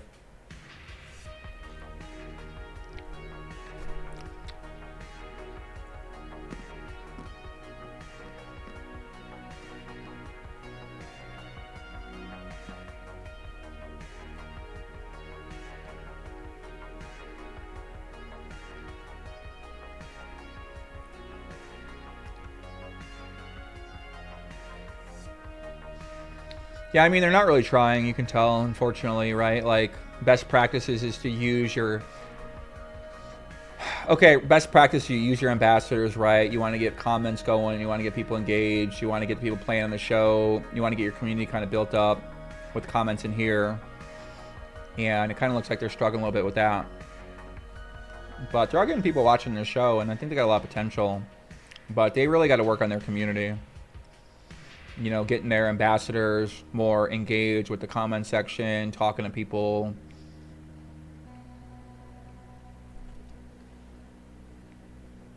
I mean, these breakdowns are kind of like a new meta. I guess this one is not really. But yeah, they're still getting established. You know, they're pretty brand new. LA's had a big live poker scene for a long time. But yeah, they need better cinematography. Yeah, they're opening up a new studio, so I think it's going to go really well for those guys. I would bet on the Lodge Poker Room to succeed, because I definitely want to work with them as well, too.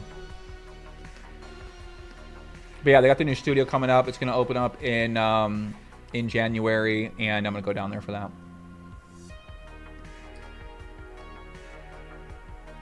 Yeah, Live at the Bike. Yeah, they only get 200 people watching. That's so crazy to me.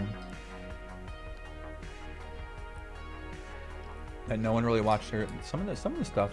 Damn, 7 views. 7 views? You're kidding.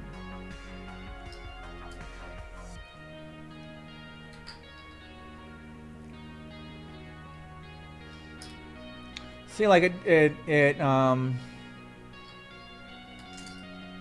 this is the problem, right? Is that too much dog can really kill your account on YouTube. You guys got to remember that. Too much dog kills your account. So you basically need to have reactivations in your account to get it going again. So like on Twitter, sometimes it's good. I'm just going to give some strategy away, guys, because it's kind of late here. And if anybody watching, you know, I got all of it free anyway. So, but basically, right, once your account's dead, you got to reactivate it. So when you got 200K subs and you're getting 5K views, like, you got to start to reevaluate your strategy, right? Like, something's going wrong with your strategy there. So you got to start to either put up less content, put up better content, work on your packaging, work on your circular representation of what you have going on for the other platforms to drive a lot of traffic to your main thing. So you have a lot of things to leverage, pieces of content. You have your long form, you have your short form, you have your ambassadors, you have all these different things that you could start to take advantage of to increase the traffic that's going to come to your thing. But these guys have to manage that, and they're not really managing that very well. They don't have the good relationship with the players in the show. Players in the show aren't promoting the show. There's no community for Live at the Bike. They all kind of went to fucking the other show. They're still brand new. They're starting to get built up. They took over a channel. They don't necessarily have the expertise in YouTube. They don't necessarily have expertise in game management. They don't have the expertise in dealing with the community and dealing with the online world. So these guys obviously got a lot to learn. And but they basically got the biggest thing, which is the game. So as long as you got the game and you got hands, the challenge is for you to repackage those hands, those games, those people, those players, those stories into your content pipeline to get people interested in what the fuck you're doing. So with me, I'll start doing something like that with what I have coming up here. But it's for me, it's a little bit harder. I don't have necessarily a game always to promote. These guys got a literal game to promote. So, but yeah, big shout out to Wayne. Obviously, Wayne, he doing his job. You know, it takes a lot of people that got to know what they're doing in this situation, and it ain't easy to do necessarily.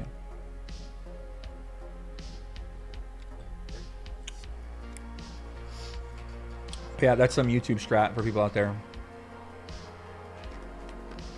But yeah, Wayne said he exhausted arguing. Yeah, I mean, Wayne obviously dealing with a lot of stuff too. Everybody talking with him. You know, he's not really in charge of the show, so. But I think Live at the Bike going to be fine. They're working on some new stuff as well too.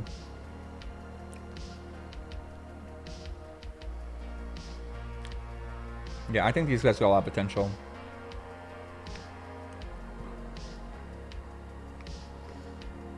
So Live at the Bike. What other channel should I check out, guys? Let's see what my girl Pokerface Ash is doing.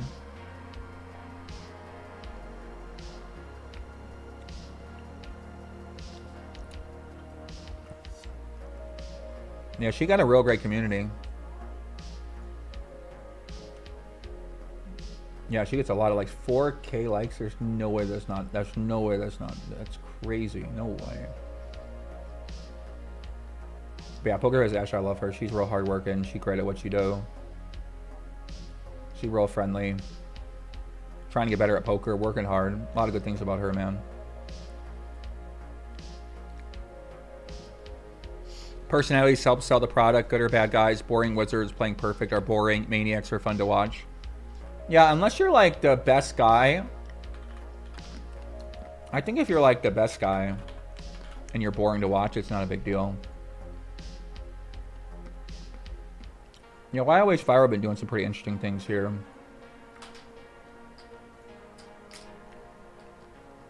But I just feel like there's too much poker content too often. And it's all pretty much the same.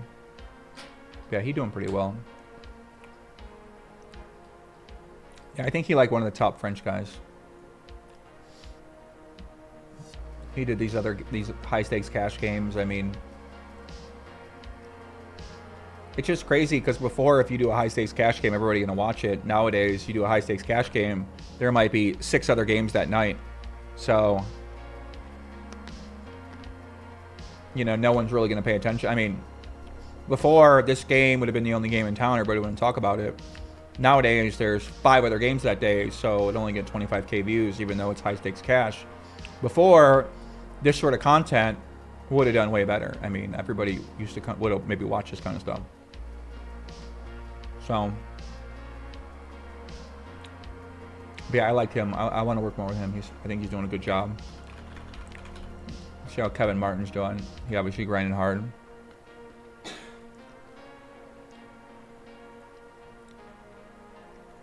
We need more Robbi on the stream. I'm playing on streams. Yeah, definitely. Robbi, like a big star now. Yeah, I don't like these videos for Kevin. I think if I was gonna be in charge of Kevin, I would make some different videos.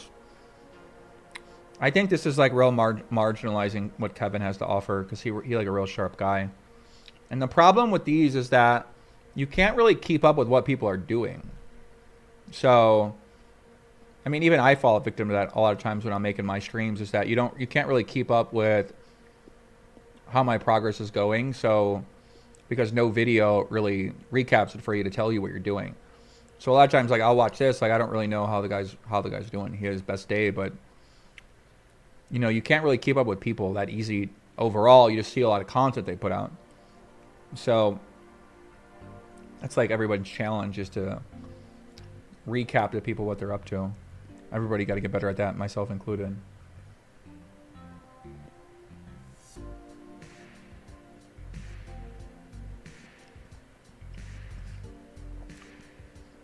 Eden Rock said casuals won't watch PLO though. Ay. Here, babe, let's go get some food, okay? I'm thirsty. Says, hey, Poppy, I went out to dinner with my family. We had sushi. Happy Turkey Day to the Legion. Thank you very much, brother. Gonna watch a movie with my grandma. She's 90 years old tomorrow. God bless your grandma. Appreciate you, brother. But yeah, guys, we're gonna get out of here. We're gonna wrap it up. If you guys want to register for my giveaway, go to Twitter. I'm gonna choose one person. We only got 300 replies, but yeah, Spraggy, he the man. I love Spraggy, dude. That guy's sick. Yeah, Big J's birthday as well, too, guys. Yeah, Big J's birthday. I need the content from Big J's birthday, but yeah, Jamin had a great birthday party the other day. It was so much fun. I definitely drank way too much. They had an edible bar.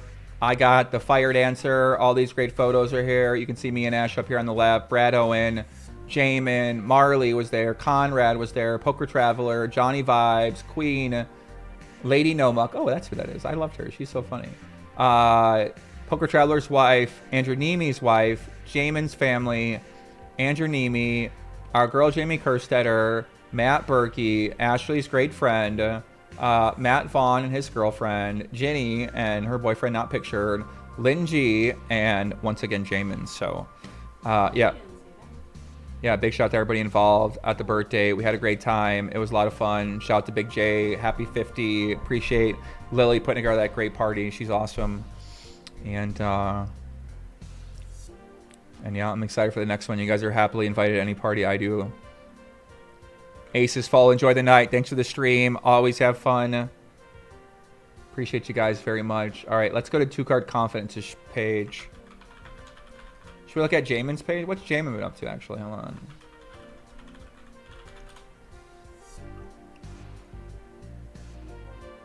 Yeah, Jamin always got real unique content. And he's crushing it now, too. We get out of line.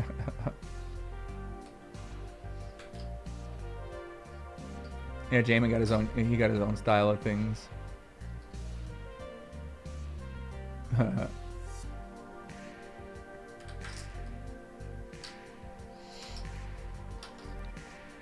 More on Savannah Hale trying to get a hold of you, and now her Twitter down. Her Twitter's not down anymore, guys. Calm down. Her Twitter's back up.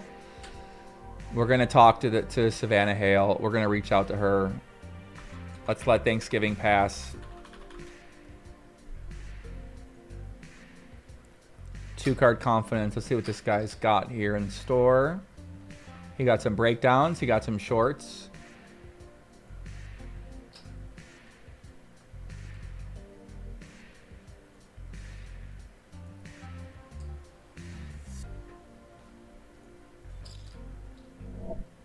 Uh-oh.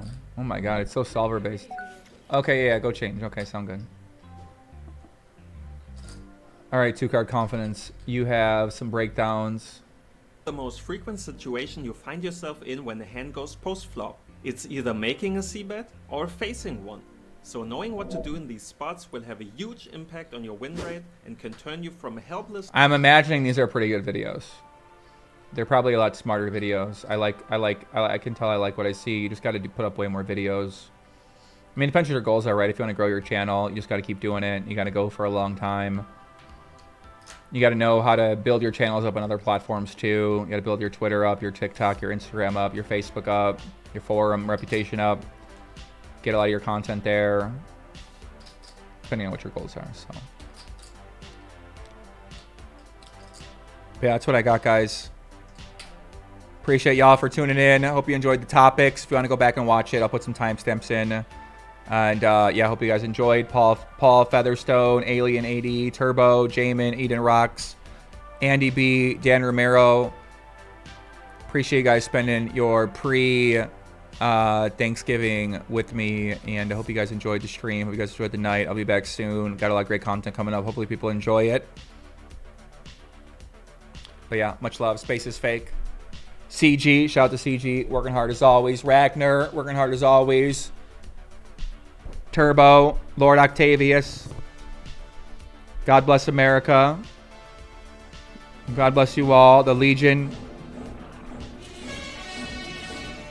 Marches on. It marches tall. It marches strong.